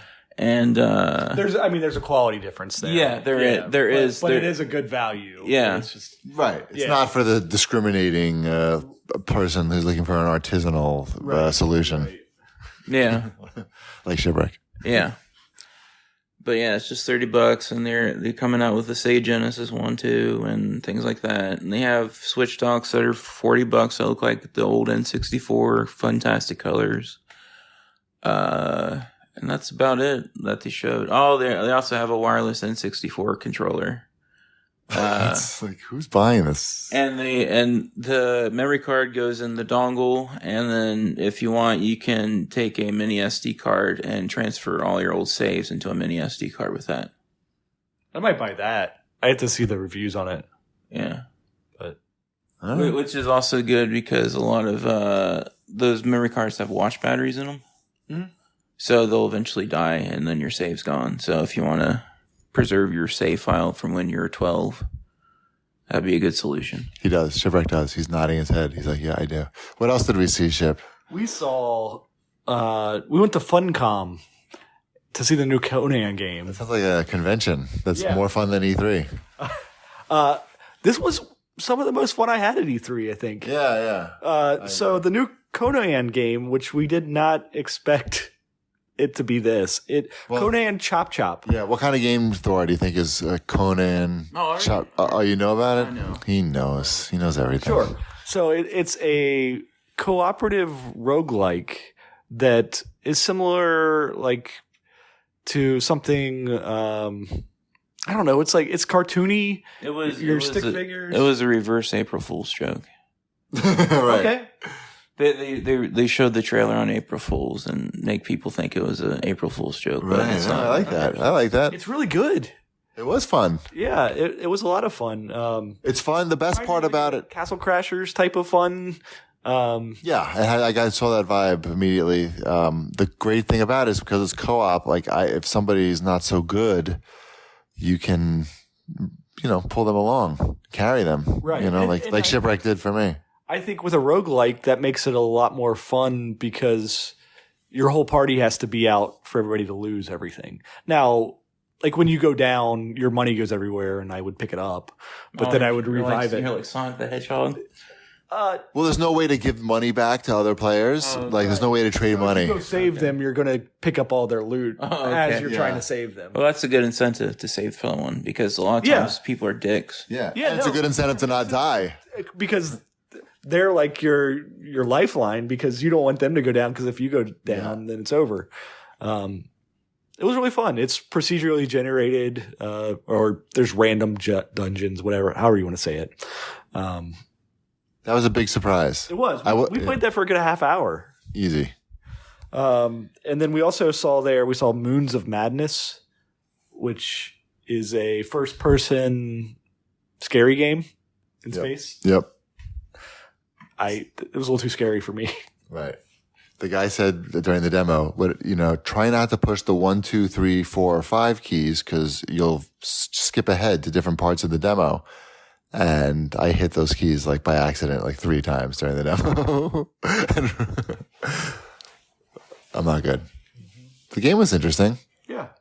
I mean, I think it was a good game. It just is not the type of thing that I'm looking to relax with. Gotcha. We also checked out Re-Legend, which is another one of these very impressive games with a small team that it's like Harvest Moon and Zelda and Pokemon and all of these things together. Yeah, genre mashups are the big thing this year, I feel. And it has 300 monsters to collect and raise, but it's real-time battles. So you're fighting alongside them. You can ride on top of them, which is really cute. But if they die in battle, they're gone. You've lost them.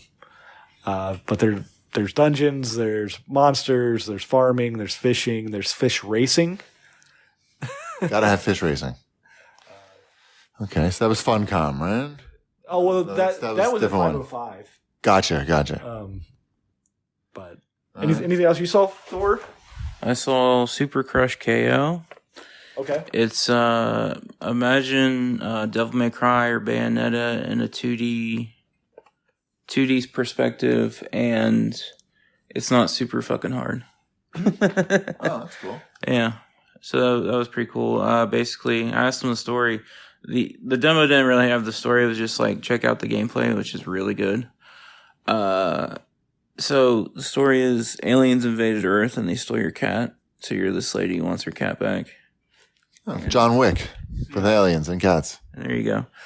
But like, you slowly learn new moves, and there's 3 different bars. So then, like, you can punch everything until you feel, and then the punch fills up a meter for the better moves, and then things fill, and then your gun gradually refills itself. So then you have to keep doing like different combos and things to twist things up, and then you learn new moves, go on and repeat, new enemies show up, blah blah blah. But yeah, it's pretty good. What's the name of that? Super Crush KO. Super Crush KO. It's a game that's very forgettable. The name is very forgettable. Yeah. Generic sounding, but okay. It sounds like it was pretty cool. And then I saw Manifold Garden, and it's like MC Escher. Do you know who that is? Yes. The Infinite Stairs and things like that. It's the video game. Oh, okay. That sounds cool. It reminded me a lot of like games like Portal, where like, so the thing is like, so you go up to a wall and you press the R trigger and then you're on the wall, and then you trigger and you're on the wall. But like, so you have to figure out how to get object A into object B slot and repeat, and then you got to figure out how to go from place A to place B. So like, for example, one puzzle is if you fall off, it's an infinite loop, so you just end up falling back to where you were. So you use that by so then sounds a lot like Portal already, just from that one thing you said. Yeah, so you grab the cube and you fall off, and then you use your falling speed because you aren't damaged by falling to get to the other place, basically, and things like that. Puzzles were pretty hard. I won't lie, so I kind of quit in the middle of it. But yeah, it was pretty cool looking. Hold on 1 second, because everyone seems to be my family's texting me, and I want to just make sure everything's okay. And I have to look at the phone to do that. Nope, everything's fine. Woo. What else do we see, Ship? You want me to go over the last thing? Yeah, one more? All right, man. One more. Lay it on us. All right. I saw Tiny Metal Rumble. It's like Advance Wars. It was pretty fun. And that's all I saw. That was it. Big finish. All right, I'm out of here. Okay, man. Thanks. I'm probably not going to see you. So have a safe trip back. Bring, you can get those later if you want or not. Okay, man. And we'll finish up. Enjoy your dinner. Peace out. So, Ship, big finale, grand finale. What do we think about E3 this year? Well, we have a couple more games. Oh, we do? Oh, okay. Yeah, you saw Journey to a Savage Planet, which I'm looking forward to hearing about. I love that Thor just left in the middle. It's the best. So he's got to go. He's meeting people for dinner, I think. Anyway, sorry. Where are we? Journey to a Savage Planet. You had an appointment to see that. I did have an appointment to see that. That is how would you describe that? It's another genre mashup. Like everything's like it's No Man's Sky. Okay, that's what I originally saw when I saw it, but it looked like it was more than that. What else is it? I don't think it's more than that. I think it's less than that. Okay. I think it's a lot less than that, at least, but I didn't get very far, so I'm not 100% sure, but it's definitely the same type of vibe, but it's not doesn't seem to be anywhere near that scale, but I played 30 minutes of a game. They basically just, the presentation was basically, here's the game, play it for an hour. And it was, I don't know. Didn't set my imagination ablaze. Okay. All right. Well, while you were seeing that, I saw Psychonauts 2. And they played through about a half hour of that, I would say. It seemed like they played through an entire mission, basically. Very familiar vibes. It just looks better. It's Psychonauts 2. The humor was good. But basically it was going through, I can't even think of if any of the move sets were different. Everything they showed reminded me exactly the stuff you did in the first Psychonauts. And then they gave me a toothbrush, a second ounce toothbrush at the end. Of course they did. So is that it? Is that everything we saw? Probably not everything, but it's a most of everything we saw. We had garbage plates from the garbage truck for lunch. We did see those. That was delicious. If you live in LA, check out the garbage truck. And you can have a Rochester delicacy known as the garbage plate or trash plate, as they call it here, so they don't get sued. So E3, let's wrap up this show. And let's think what next year's show is going to be like. So it's not a transition year. Well, it is a transition year, but it's a console announcement year, which is, Hype City. So Sony's going to come back, right? Yeah, Sony will have to be here next year to combat Microsoft's. Microsoft is going to be fucking blowing it out if they're not. Right. So yeah, Sony will be back.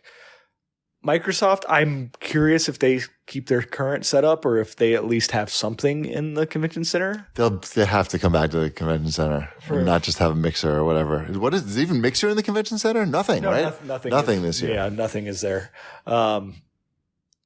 I think it's going to be a big year next year because you're going to have all of the games that are the last hurrah on the current gen stuff, and then you're going to have all the stuff that's going to be coming out for the new gen.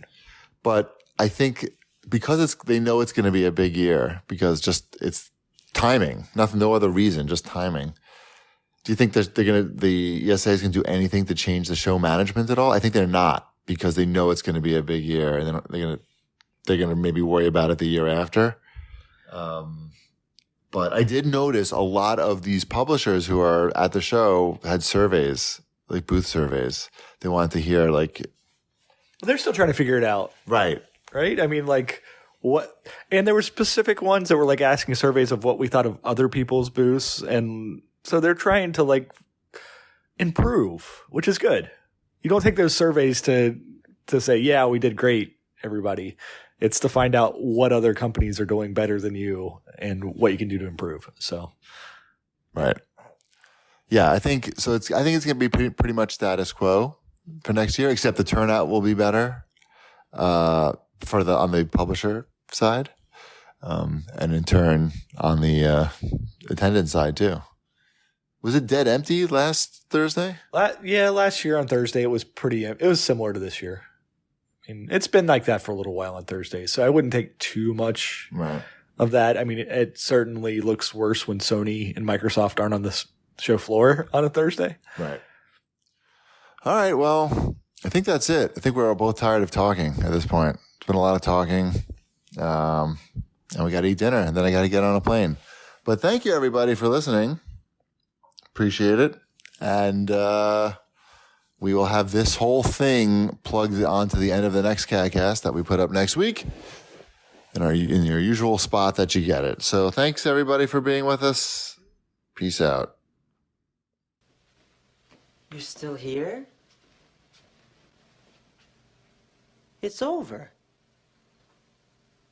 Go home. Go.